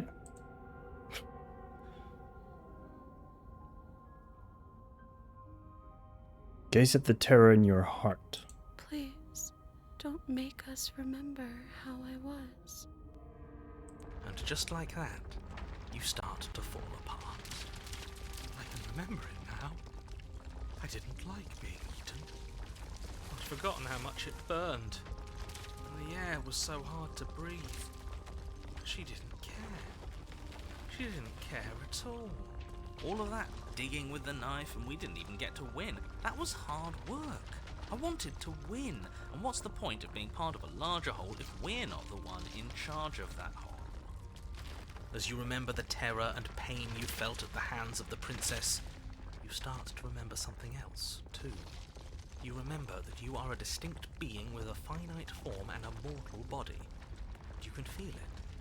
There is a shifting of the space around you, the infinitesimal movement of your molecules rearranging back into the shape of what you're meant to be. No! I devoured you! I won! I put things back the way they were supposed to be! Some divisions, when so, can never truly be mended. A cavernous gash rips across whatever it was you thought you were. A cabin comes into being among the trees. It approaches, and it swallows your body whole. And then you find yourself, blade in hand, exactly where you need to be. At the center of it all is the princess, a wooden and fleshy heart beating with an unbroken rhythm. You're filled with a sense of purpose. Strike at her. End this once and for all. I feel empty, don't you? I feel safe. She isn't dangerous anymore. We could leave her. We could both live. Well, this should be easy. If you're sure about it. I mean, what's the point of being king of the hill if there's no one around to be better than? We'd just be sitting on a hill. Do we have to do this? You have to. You know you have to.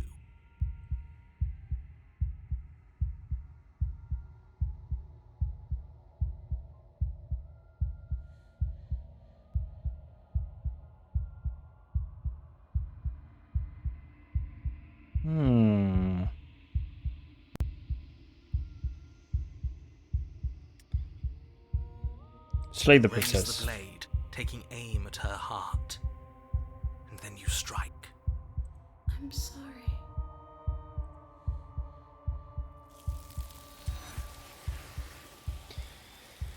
But you never see her die. It's time you leave. Memory returns. She's gone. Where did she go? Should we try and find her? And there's that mirror again. Why is it here? Why now? Shh. Approach the mirror. You approach the mirror. This doesn't feel right. It feels different. Final. That thing reeks of death. If they think it's bad, I'm with them. The voices feel small, distant as you approach. Gaze into your reflection. Silence as you reach forward. They're gone once again.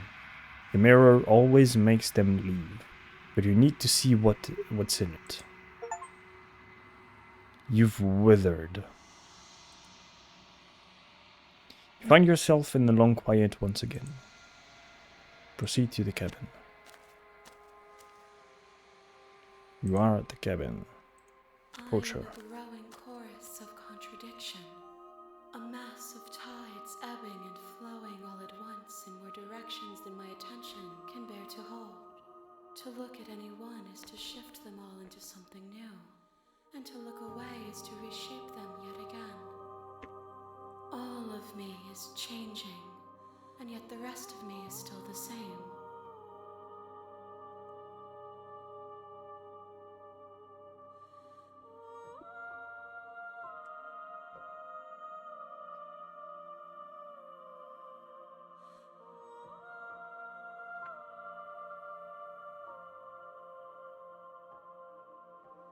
What do you think of this vessel? This one is like a shadow of me, twisting vines in search of answers.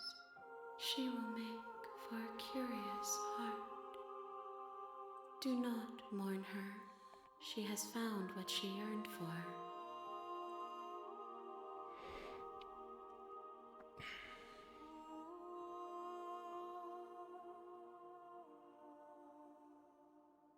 Do you know what happens to the worlds we leave behind? My perspectives are shadowed. You have seen what I have seen, just as I have seen what you have seen. The angles of my vantage do not offer me hidden truths, and my attention is turned inward, except when you are here with me. Perhaps this will change when our work is done. How can you stand to be a contradiction? As easily as you can stand to be you.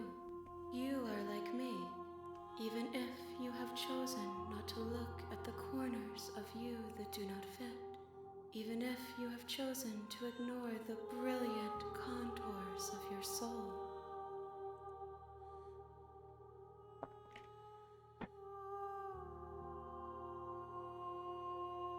Have you figured what you'll want when we've finished? The desires of my multitude thrive in endless competition with themselves, but none of them rise above their dance to influence me. I yearn for what I have always yearned for, our awakening. Other desires shrink in the light of knowing you and knowing me.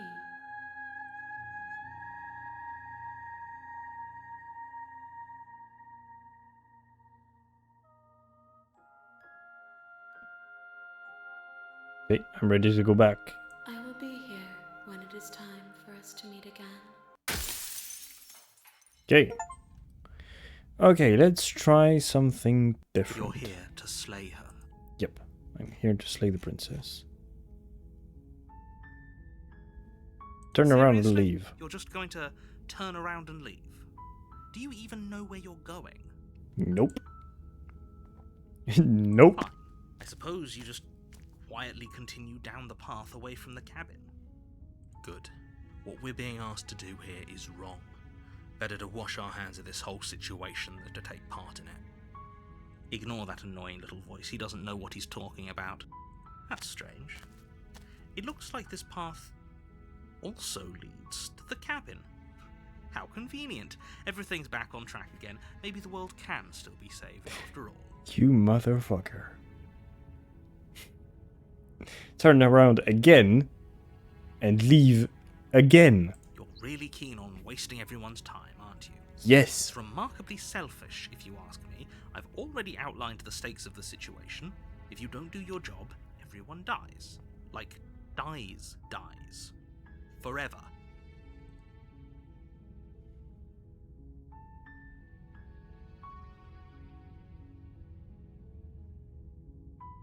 You're not emotionally blackmailing me into doing this. Stakes and consequences aren't emotional blackmail.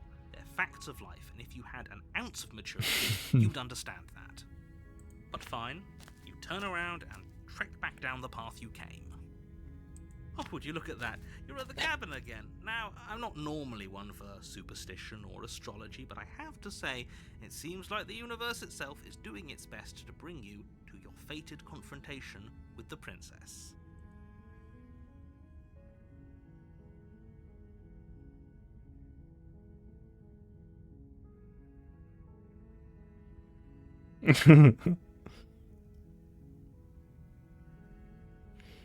Oh yeah? Well, I guess I start walking in a different direction again. In fact, I'm going just to keep trekking through the wilderness until I find a way out of this place. There's always a choice. Let me tell you right now that you're making the wrong one for pretty much everyone who's ever lived, as well as for everyone who ever will. I don't care. And here we go. As you trudge into the woods, something strange starts to happen. At first, it's little flickers out of the corner of your eyes. Glimpses of familiar wooden structures through the leaves. But as you focus on your surroundings, you start to realize that those flickers weren't just a trick of light. In every direction, there is a path and a cabin. And not just a cabin, the cabin. An infinite fractal of paths and cabins desperately trying to draw you back to where you need to be. Wait, what's going on? But you're too stubborn for that, aren't you? It doesn't matter how many paths or cabins appear around you, you're just going to do whatever you can to shirk your responsibility because you care more about irritating me than you do about the fate of the world. You've doomed us all, you know that, right? But of course you do. Otherwise you wouldn't just wander off into the forest in search of certain death. You lose track of just how long you spend aimlessly tromping through the wilderness. But it's not like any of that time spent lost in the woods really matters, because it isn't long before the world ends and everyone dies. Okay, chapter 2, The Stranger. You're here to slay her.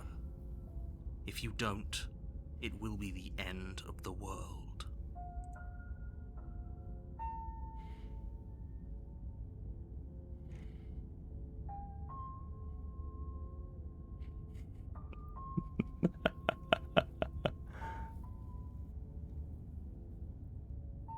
Yep, okay, heading to the cabin now, where I'm definitely going to slay that princess. You know I can tell when you're lying, right?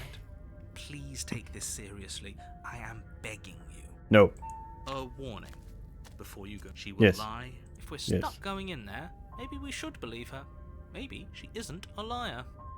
Ignore him. He's just being difficult for the sake of it. Let's keep an open mind. The cabin interior is wrong. Whoa. A confusing patchwork of many cabin interiors, all projected across what's almost the same space.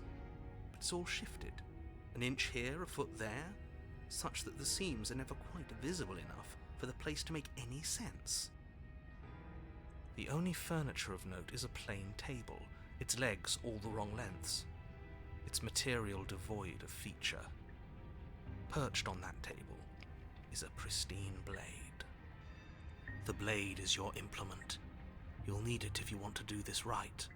If he wants us to take it, maybe we should just leave it to collect dust. Or better yet, grab it and throw it out the window. What good is a knife against a world-ending Oh, shit, monstrosity sorry. anyway? No, we're taking the knife. Have you seen this place? We have literally no idea what to expect and no idea what we're dealing with. I've already told you what you're dealing with. You're dealing with a princess. How many times do I have to explain this incredibly simple and straightforward premise? You can't just say that. Not when everything here is so wrong. Listen to me. My job is to describe facts as facts and to guide you through your job, which is to slay the princess, and through that, and if you're going to slay her, you cannot let fear creep into your heart. You cannot lose yourself before you even get to her. Oh, ho, ho, ho! You've piqued my interest. What's going to happen if we lose ourselves? Nothing, because you're going to pull yourself together. Just ignore the stressful geometry and stay calm. How? Even if we closed our eyes, you're constantly describing it to us. I'm not going to stop doing my job, so you're just going to have to get better at yours. And quickly, if you don't mind. Yes, take a deep breath. I'm all for getting under his skin, but we'll miss out on loads of fun if we shrivel up into a ball and go insane the first time we see something weird. What you're seeing here is obviously real. Just accept it and go with the flow. It really isn't hard. Okay, I'm fine. Good. Now, whenever you're ready, we're all waiting for you to complete a very important task.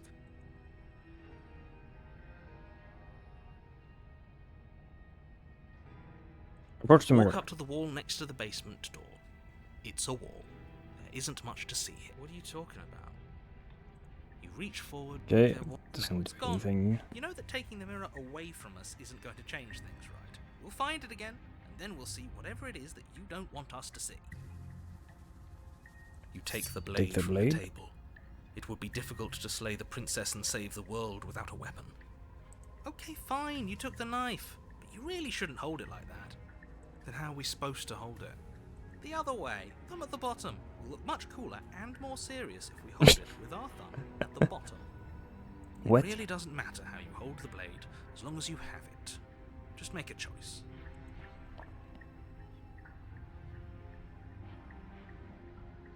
Hold the blade the other way. Switch your grip on the blade. Congratulations. Yes! Isn't this so much better? Stab. Okay, fine. You're right. This does look a lot better. It really doesn't matter. Just get on with it and deal with the princess already.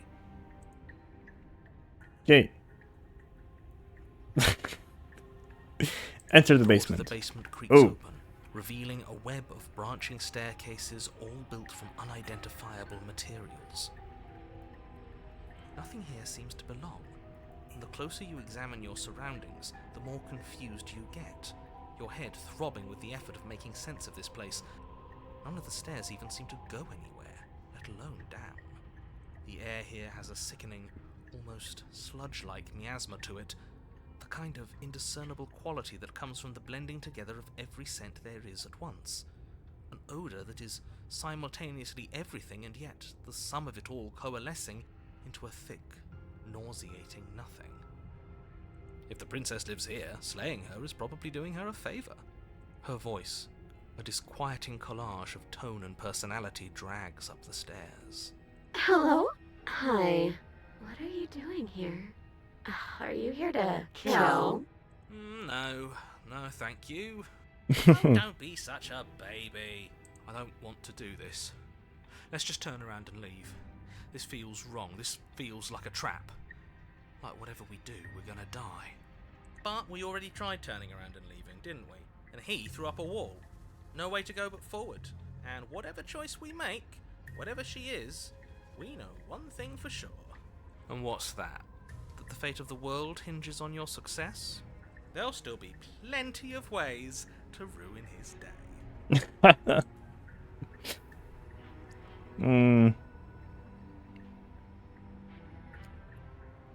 Take the center.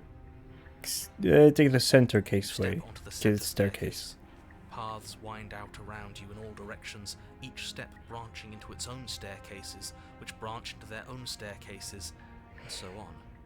You aren't quite sure if yours is taking you up or down, but at the very least, it's taking you somewhere. You concentrate on where you are, careful not to stray onto any of the many splitting branches that tempt you on all sides. You wouldn't want to have to backtrack to yours once you'd made a decision that took you someplace else. And so you take one careful, focused step after another. One foot down, another foot down, another after that. You lose yourself in following the correct pattern, in following what looks to be the true path, the one that cuts straight down, or up. But no matter the direction it goes, it certainly is the most true path. You know that much. You slowly lose sense of yourself the further you go. Time disappears, and you can feel yourself begin to untether.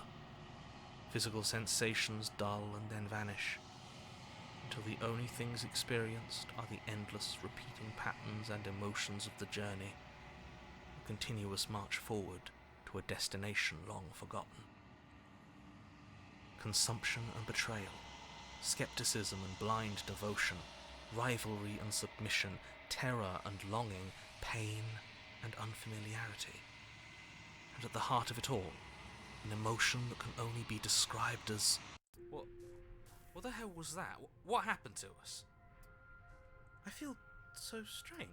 Like I'm fundamentally different, but also still the same person I was at the top of the stairs. Oh well, that was a trip, but now it's over. Time to get back to our old devilish ways. The princess, eyes bright but otherwise shrouded in darkness, watches you impatiently from the other side of the basement. Don't forget why you're here. And why are we here again? In case you weren't listening, I'm afraid I lost my thought on the way down. You're here to... He's just being an ass. We remember. Though I'm still not sure if we should trust you. Let's talk to her for a bit, try and get our bearings. She seems normal.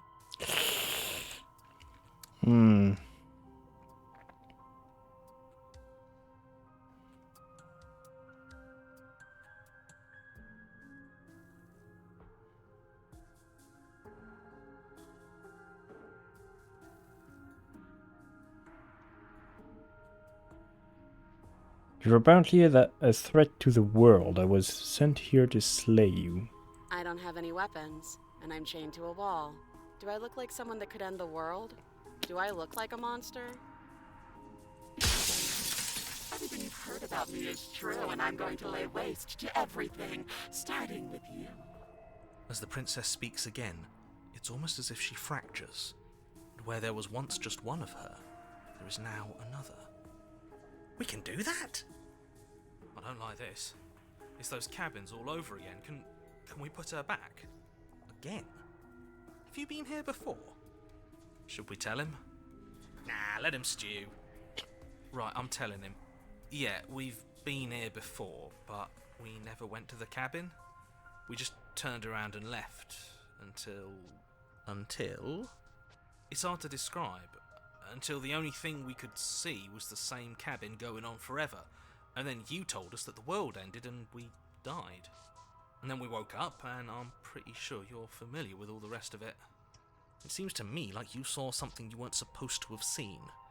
If only you'd listened to whatever words of wisdom you were given in that other reality.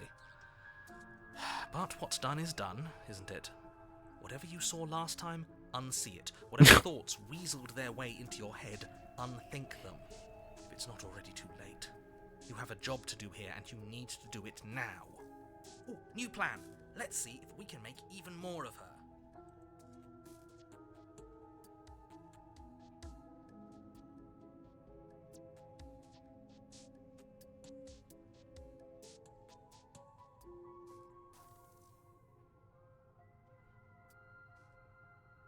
Well, that's what the fuck? That's an entire choice.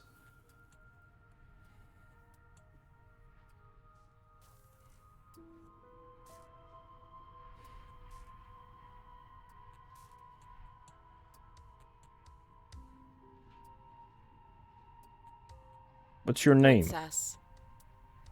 No, I don't need a name. My name is whatever hushed whispers follow in the wake of my devastation. Okay.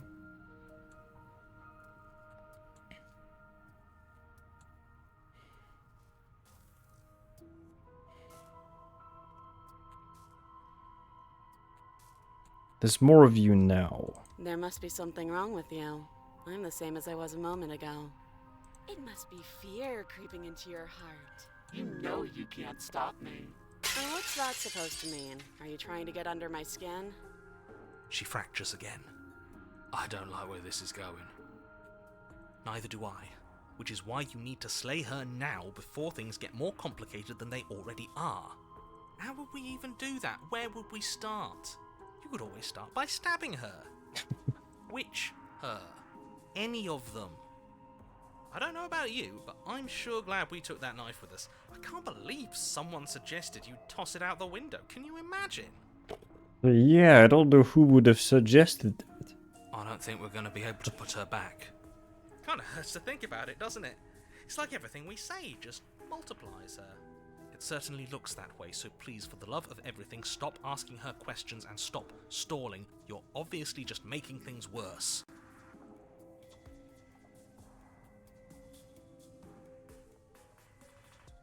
Okay. I'm getting out.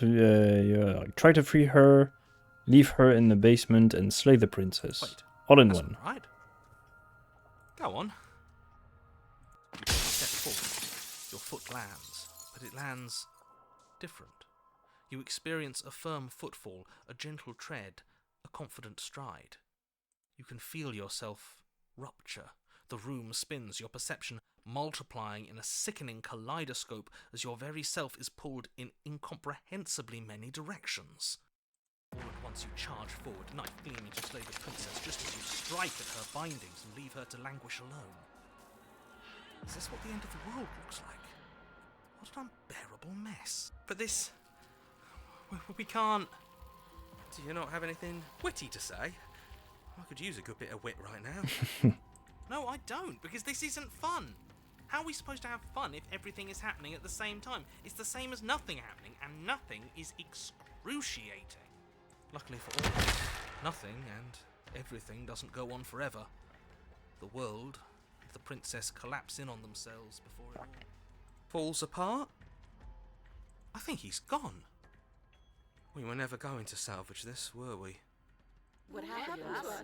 What are we? There are parts of us that are dead, and others, they just don't fit. We can feel them moving around in spaces they don't belong. It's all so uncomfortable. Did you do this? Did we do this? Can you pull us back apart? Can you fix us? We should help her. I think we did this. How surprisingly sincere. I didn't actually think our actions had consequences. It's a little late for regret, isn't it? Please. No.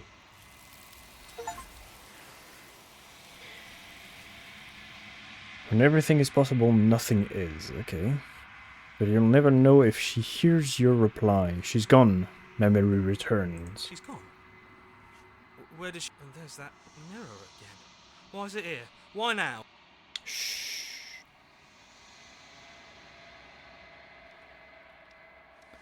Approach the mirror. This doesn't... Yeah, don't look at it. Yep. Gaze into your reflection. You're unraveled. You find yourself in the long quiet once again.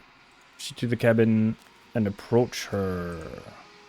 There's a world beyond the endless walls of the long quiet. I am curious to see what it means for us to know it. Okay. Do you have thoughts on this vessel? These ones are a contradiction, a winding kaleidoscope of paths and walls. They are stretched into a shape not unlike me, but it is a shape they cannot hold. They will make for a rich and vibrant heart. Do not mourn them, for they will finally get to know themselves. Okay, whoa. When you send me back, I'm not alone. There are voices that speak to me. Some of them are me, but one of them is something else. I call him the narrator, and he wants me to kill you. Do you have a narrator? Have the vessels had one?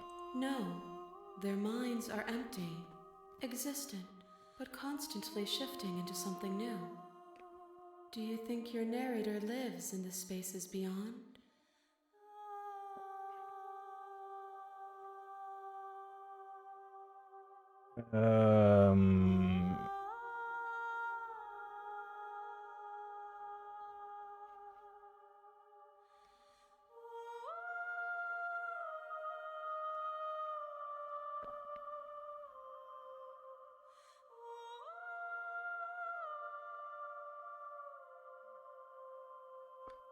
He does.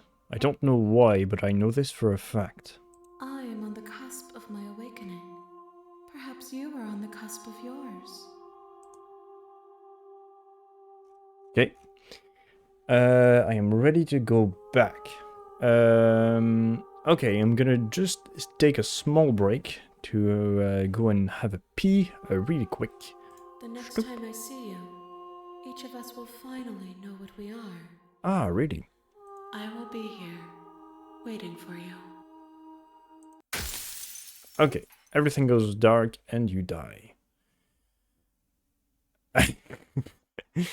Bah écoute, pour l'instant c'est un banger et je te dis ça juste après, je te raconte juste après parce que sinon je vais me pisser dessus. Alors je vais te laisser avec un peu de musique et je reviens dans 2 minutes.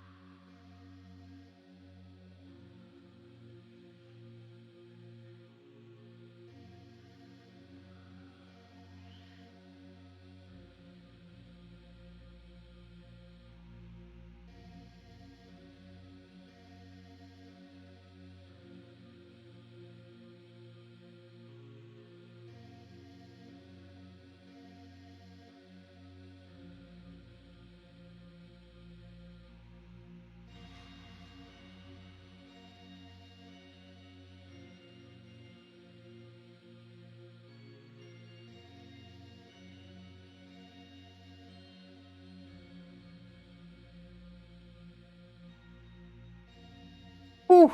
Eh ben c'est moi qui te le dis, ça fait du bien. Hop, hop, hop. Ok. Chapter 1, Hero and the Princess. You're on a path in the woods, and at the end of that path is a cabin. And in the basement of that cabin is a princess. Donc ouais.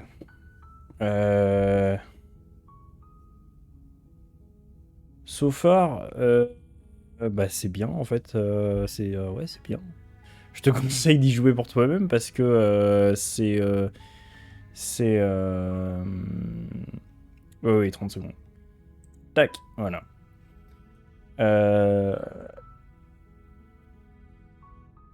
C'est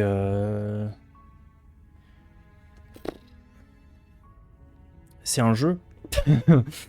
Non, mais c'est franchement c'est pas mal. Moi j'aime bien en tout cas.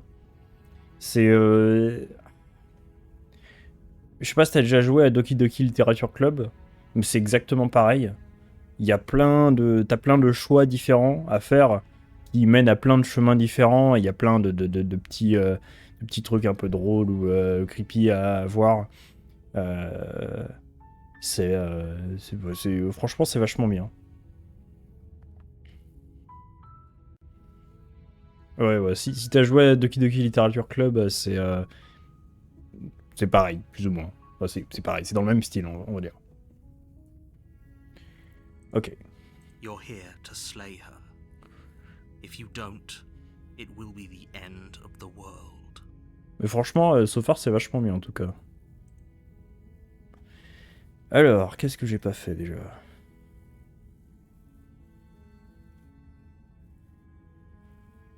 Sweet. I've always wanted to off a monarch. Viva la revolution. That's the spirit.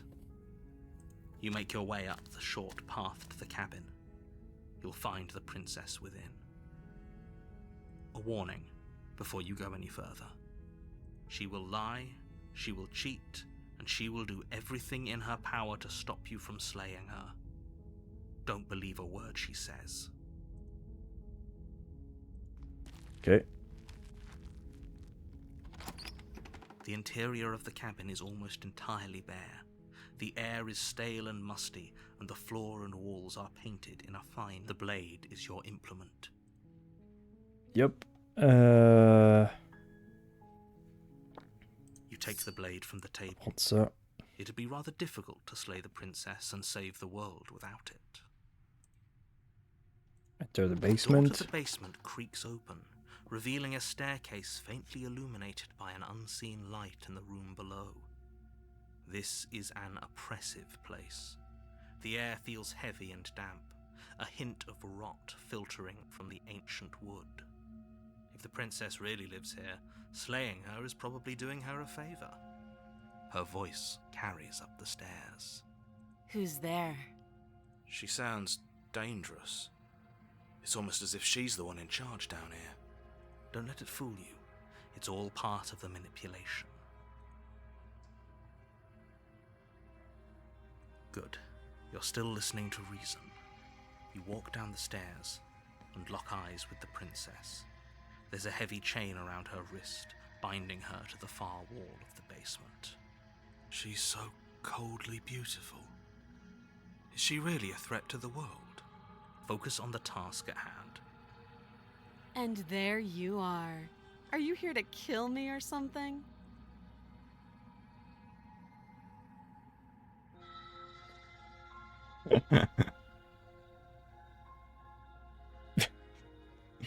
Still your nerves and step You forward. step forward, your grip on the blade tightening as you steel your resolve. Oh? No talking then? Fine. What even makes you think you can kill me? I'm probably chained up in this basement for a reason, right? And if that knife is the only weapon you have, you'll have to get close enough to use it. So, you should just drop it. Best not to risk finding out what I can do. She's unarmed. If you hesitate now, it'll be too late. Slay the You lunge princess. forward without a moment's hesitation. You feel flesh easily give way and look down to see your blade already sinking deep into her heart. Oh. This is it, isn't it? I'm almost embarrassed. I should have seen that coming. But I have to wonder, do you actually believe this was enough to kill me? It's like she's convinced she can't die. Yes, even as she lays there dying, she entirely believes herself to be alive and well. But it's over, isn't it? She stopped breathing moments ago, that arrogant look still plastered on her face. But is it over? Really over?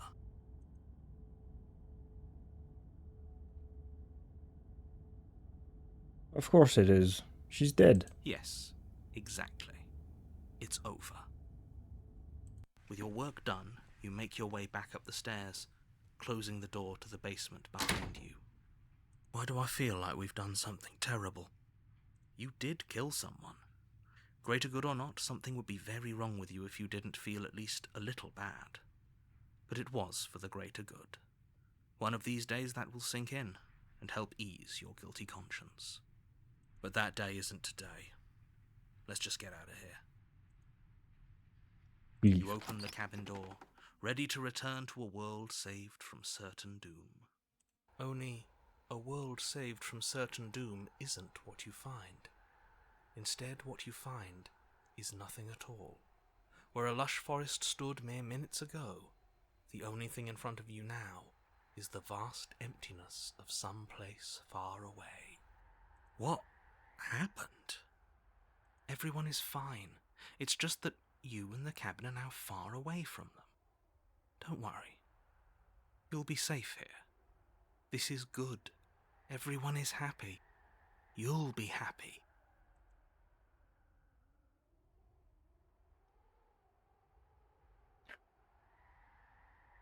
I was kind of hoping I'd get a better ending for saving the world. This isn't an ending. In fact, now that the princess has been slain, endings are a thing of the past. No. This is the beginning of eternity. Your reward. This is what's best for everyone. Trust me. Time passes. You can't be sure if it's days, or months, or years, or even decades. It's all a wonderful, boring blur. You've never been happier. Psst. Hey. We're not just going to stay here forever, right?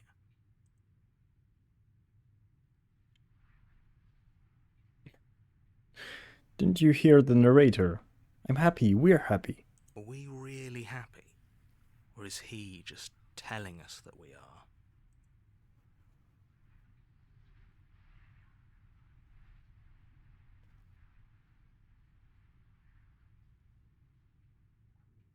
Okay, maybe I'm not happy. Maybe I'm not just saying that because you're the last person I talked to. Good, because I have an idea to get us out of here. Though you're probably not going to like it. The blade. We can use the blade to get out of this. The blade is in the princess. I can hear everything you say, little voice. There's only one thing it would want you to use that blade on, and I'm afraid that thing is you, dear hero. He's right. It's the only way out. Do you hear that? It wants to take this happiness away from you. It wants this wonderful place to end. Do you not? There's more for us to do, and the only way for us to do it is to take that blade and use it. Don't you dare.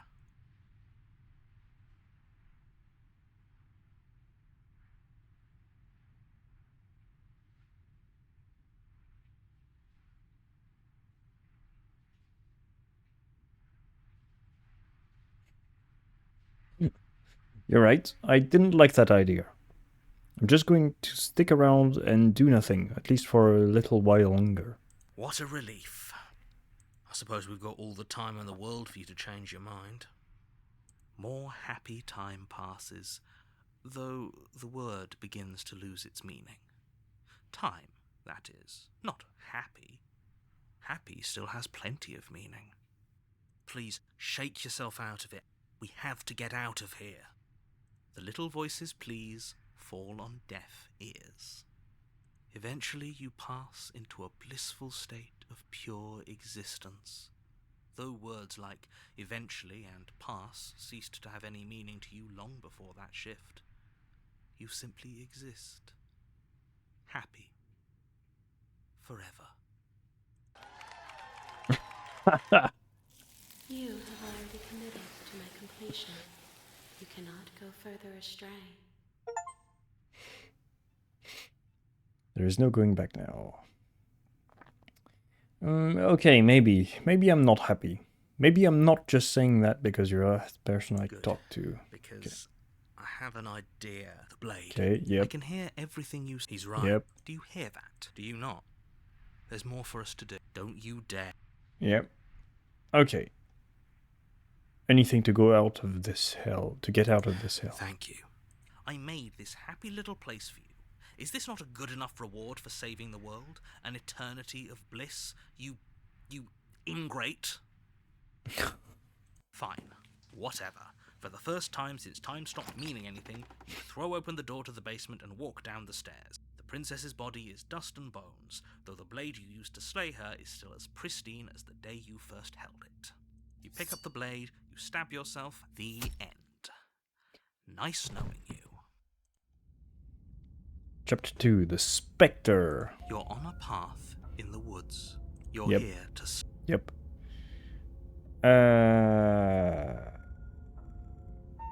Proceed to the cabin. Warning. Before she Yep, will yep. won't be a problem. Proceed to the cabin. So the voice of the cold.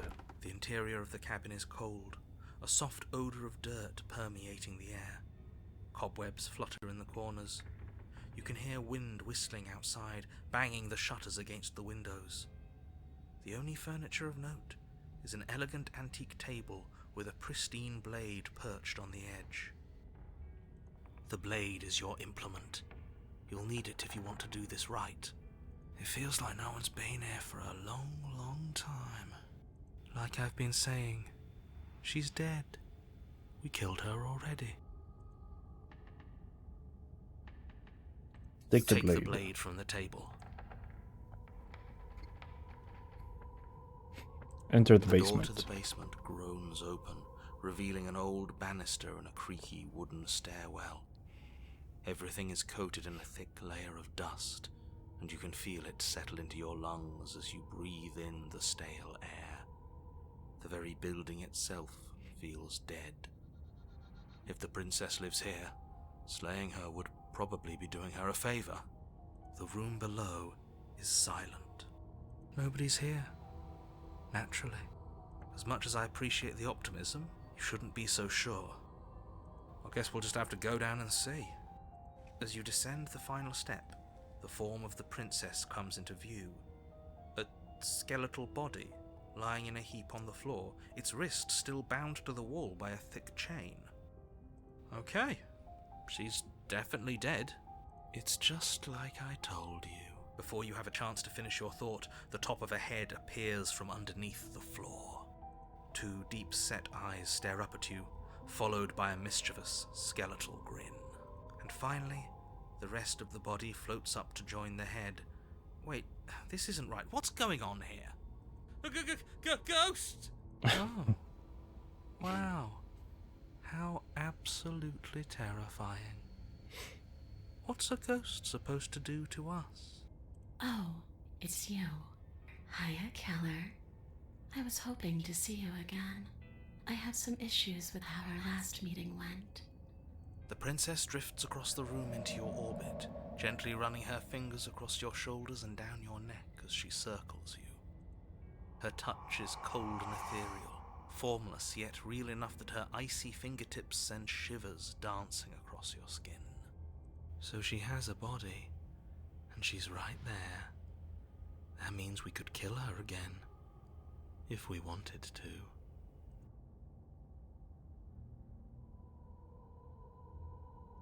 Wait and see how things play out.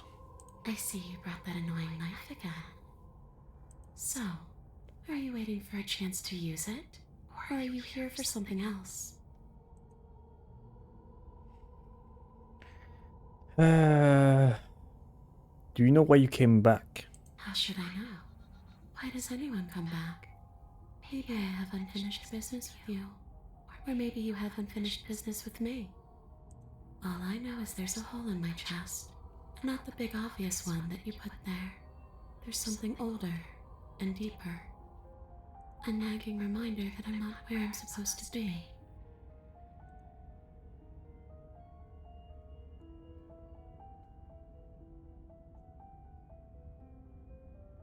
Stop playing the victim, you threatened me last time. Well, yeah, you brought a knife with you. Was I supposed to just welcome you with open arms when you obviously had stabbing on the mind?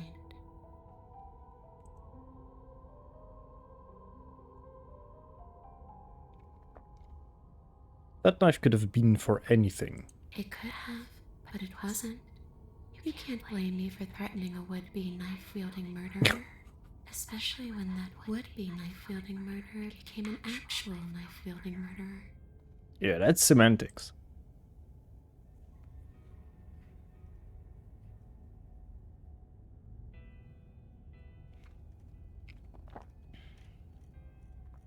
Can I kill her again?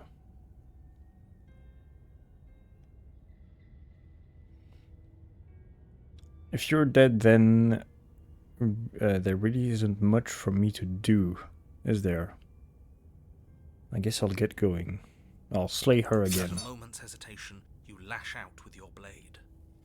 It's like you're slashing at air. No matter how many times you stab at her, no matter how many angles you strike from, all you manage to do is interrupt her form, the skin of your hand prickling with cold as it passes through, unable to find anything solid. You're adorable when you're confused. But I didn't say you could touch me. Why are you even here? Just making sure you finish the job, or what?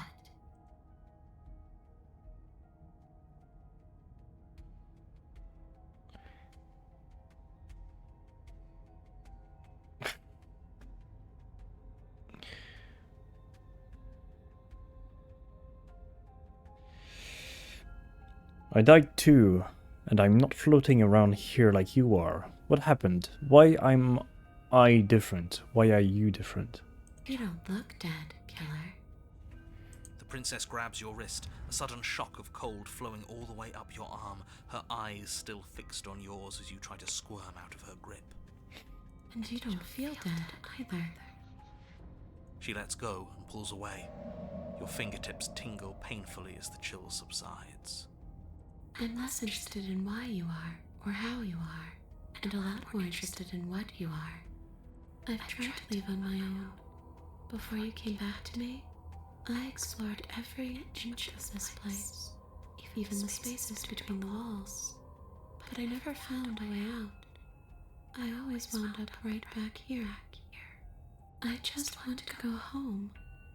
I'm so cold and alone here. But you can come and go as you please, can't you? So, let me hitch a ride.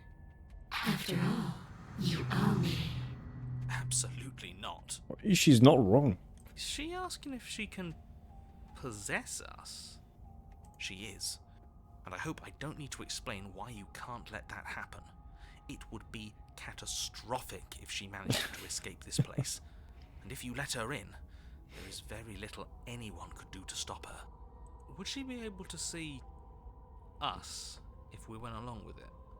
Now isn't that an interesting thought? We could finally bring her face to face with him. I wonder what she would have to say to the one who wants her dead so badly. You won't like how things play out if you go down this path. What if I say no? Then I won't hitch a ride. Okay.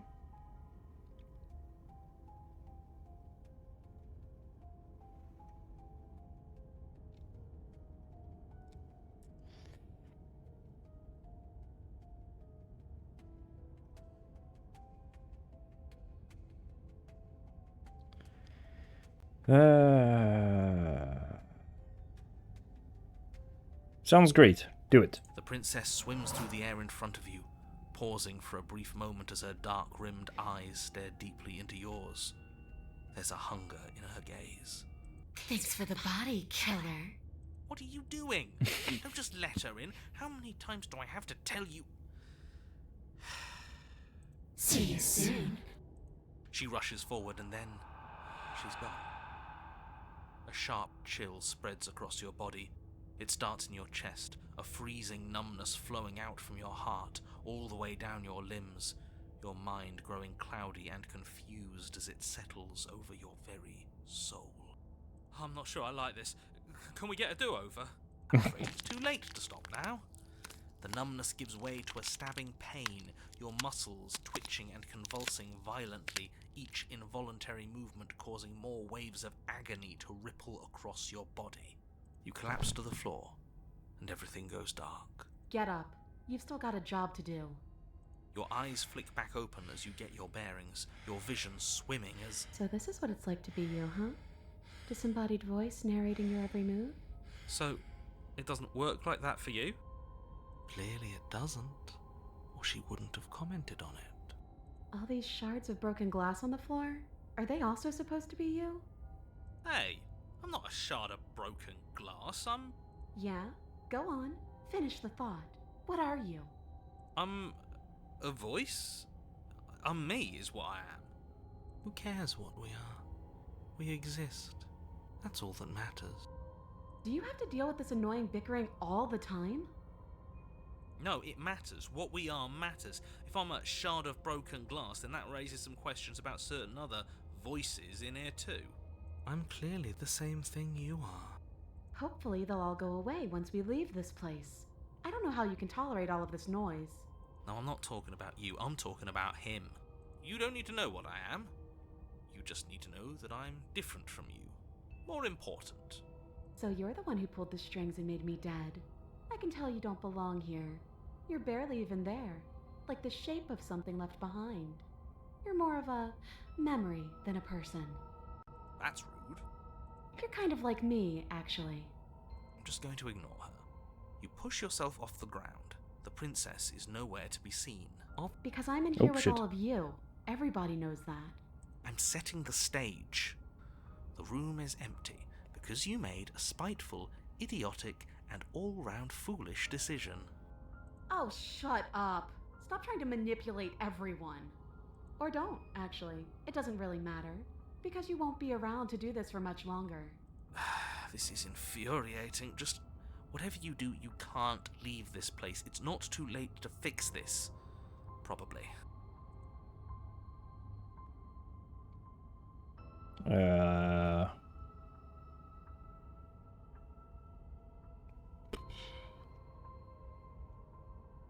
Leave the basement? Your legs, weary with the weight of the princess's spectral form and clumsy with the cold that still pervades them, stumble towards the stairs. I'm just trying to get home. You don't have to act like it's the end of the world. But that's exactly what you leaving this place is going to be. You don't know that. I do. Wait, if she has a home to go back to, doesn't that mean that her leaving won't end the world? It doesn't mean that at all. It could mean that wherever her home is, it's outside of the world. Yeah, but it has to be somewhere, doesn't it? And if it's somewhere, then it's part of the world. I suppose it's all a matter of perspective. Where does the world end and something else begin? Does the destruction of one open a door to another? Or is it the same world reborn? Against the backdrop of the inane conjecture of meaningless little voices, your body continues its ascent up the stairs, staggering through the open door. For how much you hate her, you aren't doing a whole lot to stop us from leaving this place. It's because he can't stop me. Why do you think he sent you here? I hate to admit it, but she's not wrong. It's just the weight of it all. It's too much for me to do anything other than describe and dictate. And whine. This body wasn't made to hold you and the princess. If you want to renege on your cataclysmically terrible decision a minute ago, well, you're the only one that can make that happen. Trudge You forwards. continue slowly to the door, your feet like lead dragging across the floorboards, growing heavier with each step.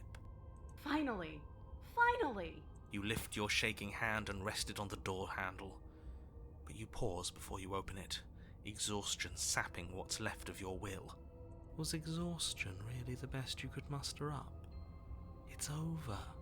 There's no use stalling. Let's see what happens next. Open your door. But exhaustion wasn't enough, was it? The handle clicks as you twist it, and then the door groans open. You collapse to the ground, you and the princess, free from the confines of the cabin. As you exhale from the effort, you look up and see... yes? Nothing. He's gone, and so is everything else. So we did slay him after all. He had it coming, I suppose. But what about us? Are we just stuck here in nowhere forever? Did taking her out of the cabin really end the world? We're still here. Yeah, but that thing you said earlier, are we not part of the world anymore? Are we in some world that exists after the world ends, or on top of the other world but not in it, or have we never been part of the world? Alright, let's see if I'm stuck with you forever. You feel a lightness in your chest as a pair of sunken eyes emerge from your body and stare up at you. Guessing not. All's well that ends well, right? You lived up to your end of the bargain, so I'll live up to mine. Thanks. Don't mention it. I think this is where I'm meant to be. You don't get the chance to respond, nor will you ever. It's time you leave, memory returns. She's gone.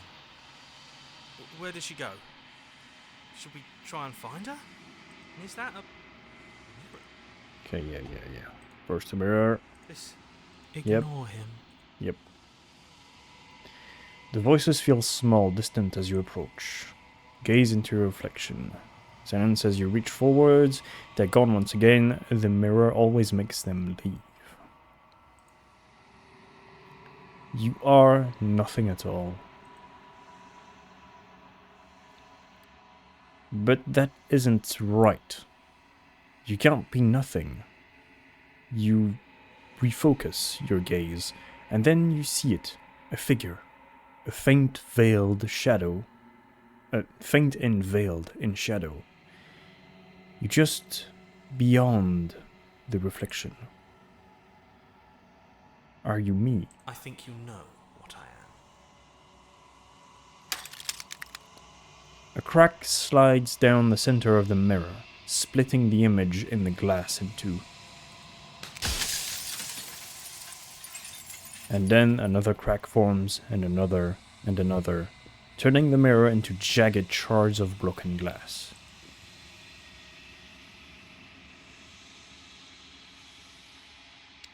So you're the narrator. I was wondering if I'd ever get to see you.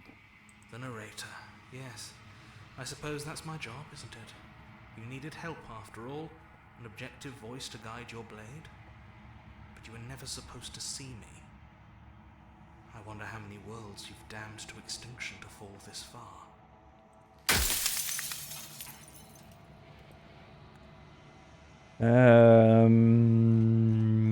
Can I slay the...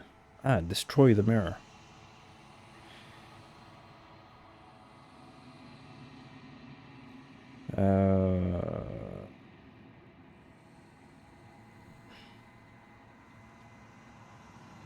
I think I know the answer to this one.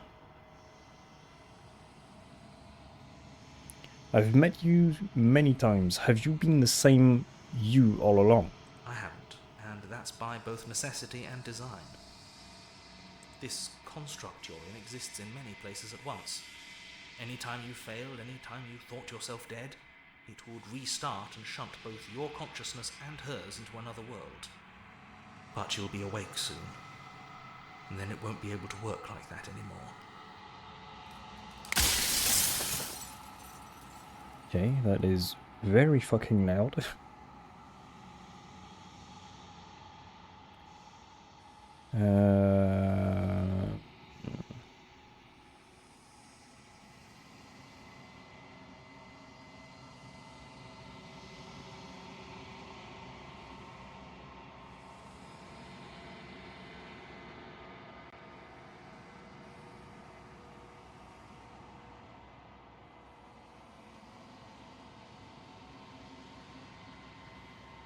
And what is my true identity? You're the long quiet, the god I made to rid the world of death.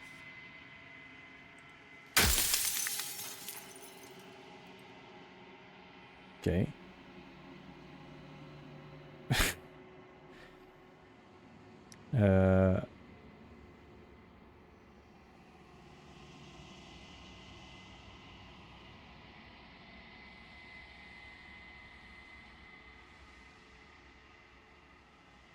Let's be tactical about this. What is the princess? Did you make her too? She is the shifting mound, the ebb and flow, the capacity to change. She is transformation, or most of it. Her nature is why I had to die, for she becomes that which others perceive her to be. But an echo can't perceive things, not in the way that people can. So I tucked a part of myself into the folds of this construct to guide you. This isn't the end just yet. You can still destroy her and save everyone. You were made to do this single task, and you will still have a chance to fulfill your purpose once I'm gone.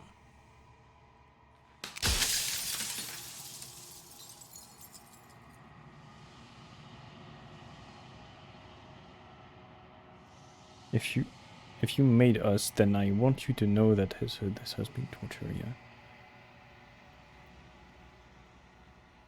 If I destroy her, would I be alone? Do you have anything to say for yourself? All this hubris. You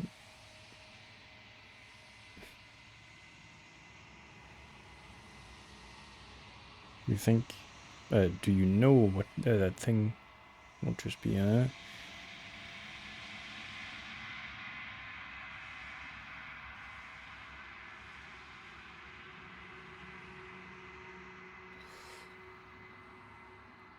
I don't want to be a god, I want to be me. You are you. And if you would let everything work the way it was supposed to, you never would have woken up to the reality of your true nature. There's no accounting for free will.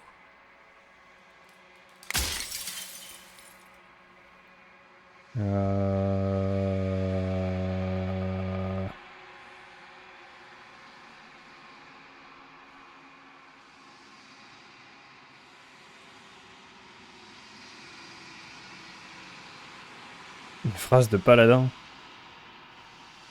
C'est quoi une phrase de paladin?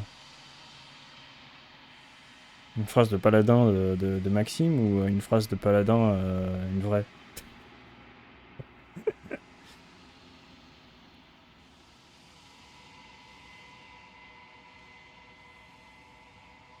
Things she places what can she be an ant or a slice of soggy bread? Destroy an extract concept. What if neither of us leave this place? Okay.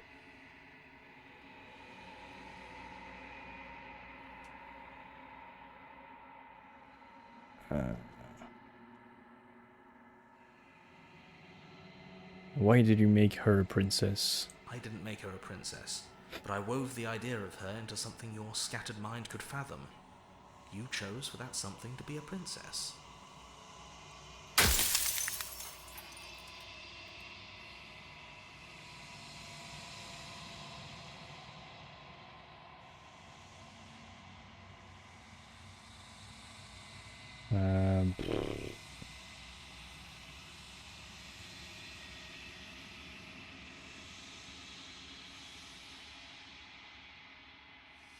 Are you part of me or are you something else? No, I'm not a part of you. But that's all a matter of perspective, isn't it? From one vantage point I must seem wholly foreign, but from another, well, all the versions of me that have existed have collectively heard your every thought and driven your every action. If that isn't being part of you, then what is?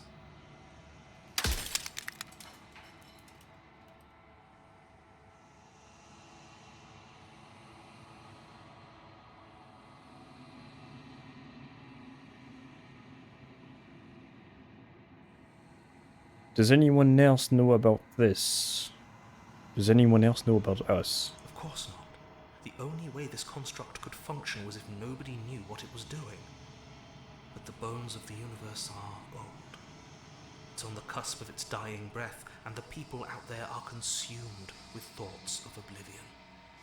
When the patterns are wiped from the sand, when the board is reset, who will remember them? All I've done is give them a chance to live outside of the shadow of the end.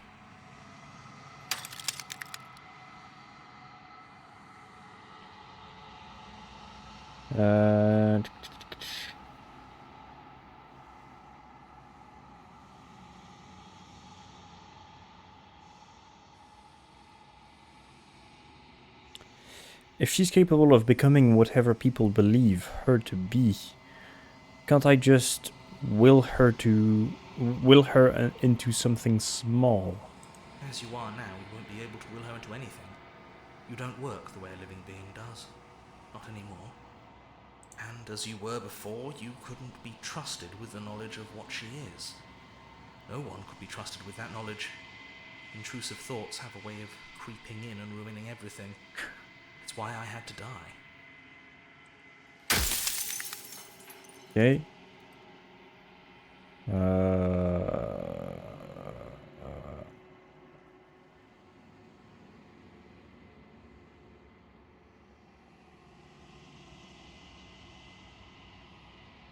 Why would you want to rid the world of death? If you need to ask that question, there's nothing I can say to move you. You haven't died. You cannot die. So you cannot grasp the abject horror of dying. Run out of questions.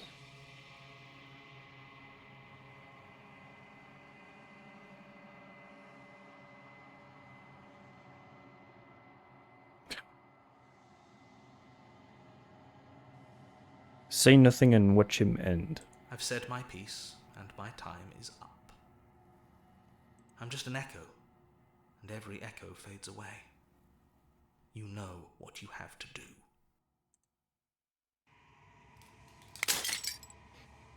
As the final fragment of glass shatters, you see yourself with a newfound clarity.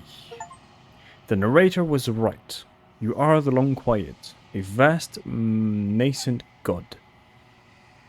And it is finally time for you to wake up.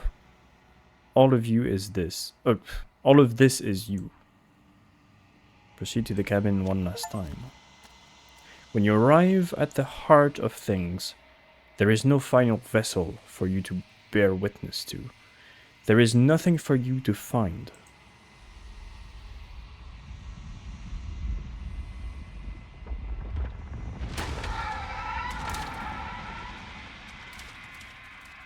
I can finally see you, and you can finally see me. It's been so long, and my heart has ached for this moment. I've missed you dearly.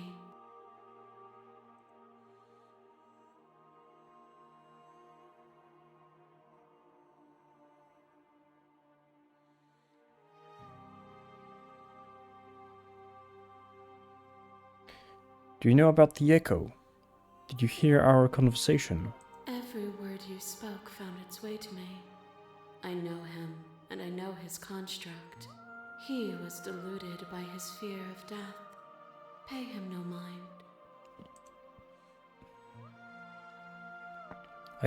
I'm the Long Quiet, but I don't really know what that means. Names are their attempts to capture that which cannot be captured. They call me the Shifting Mound, a pale imitation of what I actually am. What happens now? Ever the passive player, always reacting and never acting. But it's woven into your nature, isn't it? When the echo spun us from one into two, he gave you a choice and me a role to play. I am not death, but I contain it in my multitudes. So, will you attempt to destroy me and bring about a world devoid of death and the possibility of meaning? Or will you open the final doors to our liberation?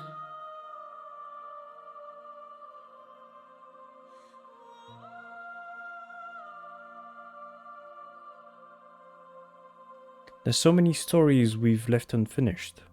Can we just really leave? Even as your eyes begin to open, you still hold on to the notions of is and is not, of beginning and end.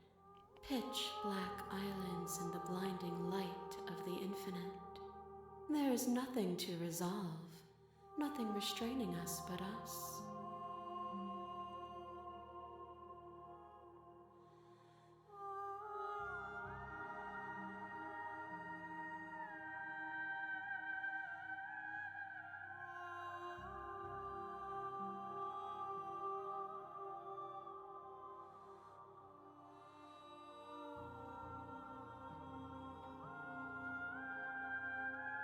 Okay, so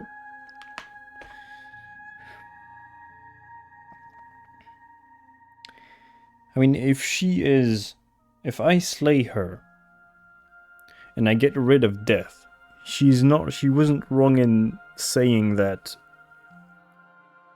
by getting rid of death, you get rid of meaning, of purpose. Because in my opinion, the purpose of life is to die eventually.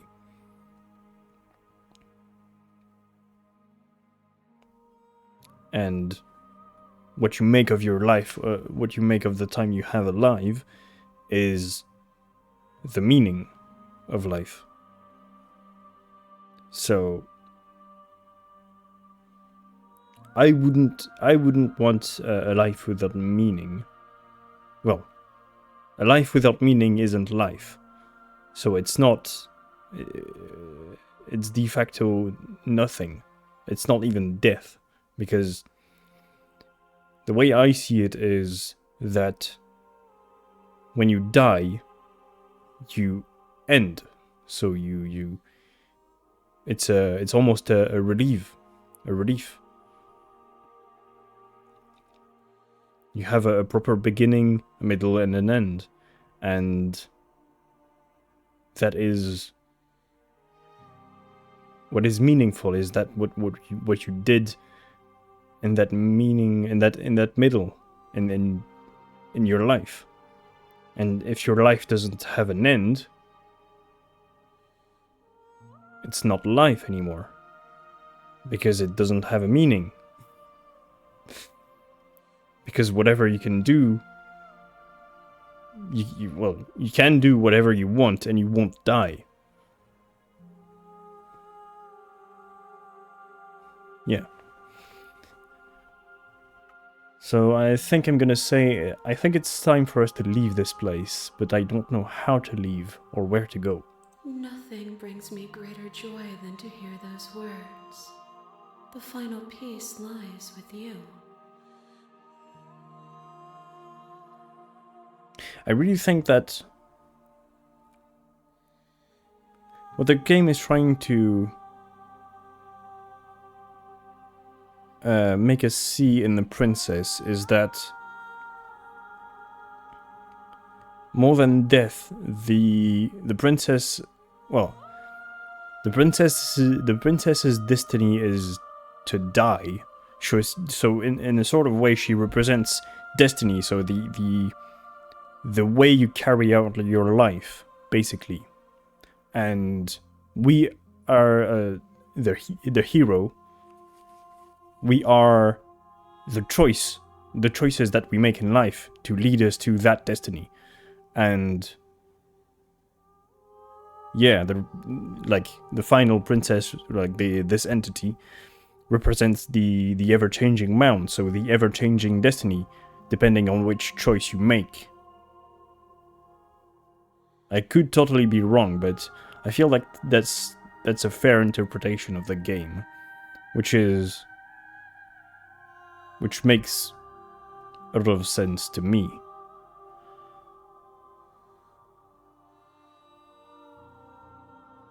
At least when I think about it. But yeah, that is a very interesting concept. Yeah, no matter how hard I think about it, like I can't really think of anything else. The princess would be a representation of destiny, and you, the choices that influence your destiny, i.e. your death. Yeah. Free yourself. You fall into yourself. The body of an ancient creature stirs from its hibernation. You feel sensation in your limbs you once couldn't fathom. Everything here except from her is you. You feel your wings spanning a cosmic scale, but twisted and crumpled and bound in agonizing tension to a finite plane. You can feel the glass of the construct pressing in on you, confining you across infinite sides and infinite angles. You push back and strain against it, but it does not yield. I love you. Thank you. Take her hand. All at once, the unyielding tension breaks. You are free, and she is with you. It's magnificent. There are no worlds, no thoughts. No thoughts to describe absolute reality. Something that simply is. What happens now? Everything. Just like it always has been. And just like it always will be. Okay. Step into the infinite. You and she step forward into 1,000 dawns and 1,000 sunsets, each of which contains 1,000 more. You exist, you are aware, just as you have always been, and just as you always will always be. Thought conflict in your nature. Though conflict is in your nature, the two of you will never be alone, and the two of you will never know fear. You and she are finally home. Okay. There is no endings. Okay. That was a very interesting ending. But I guess it does make some kind of sense in the grand scheme of things. Yeah.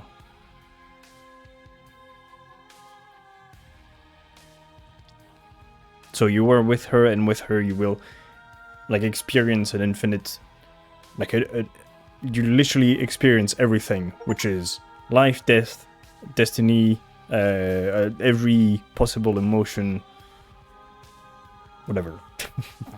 Literally everything. So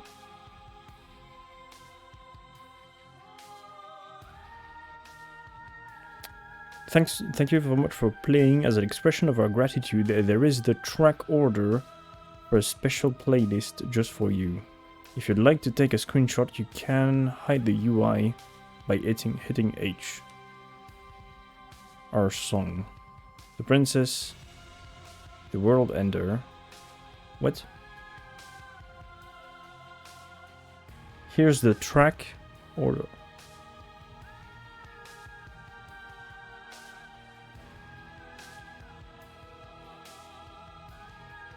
Thank you so much for playing. As an expression of our gratitude, here's the track order.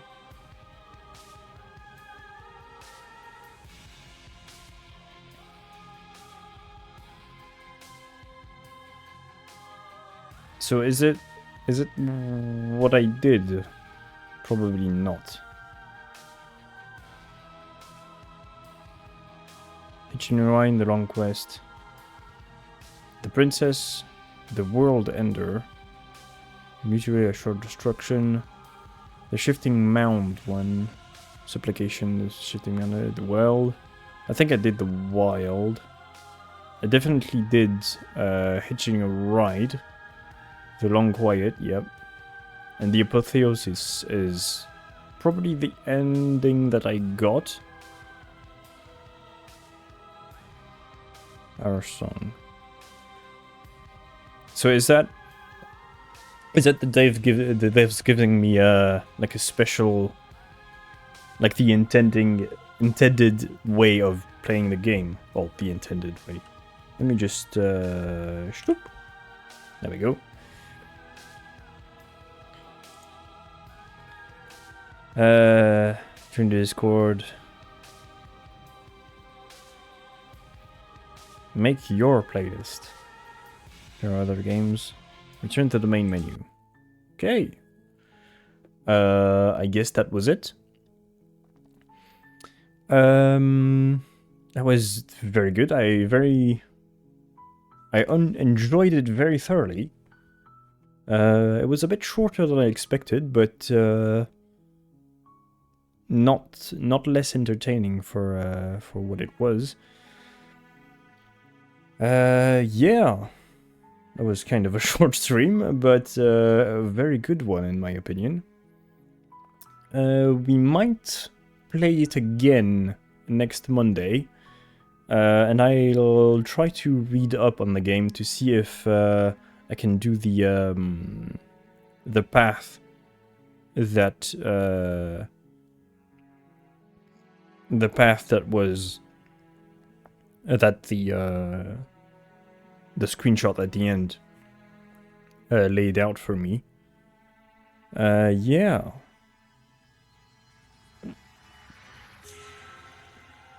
Yeah. I have nothing else to say, so as always, the VOD on stream will be available tomorrow on YouTube at 4:30 p.m. British time. Tomorrow, we will continue Final Fantasy XIV Shadowbringer, the main quest scenario. Yeah. And as for me, I'll go to bed, and I'll see you tomorrow. See ya.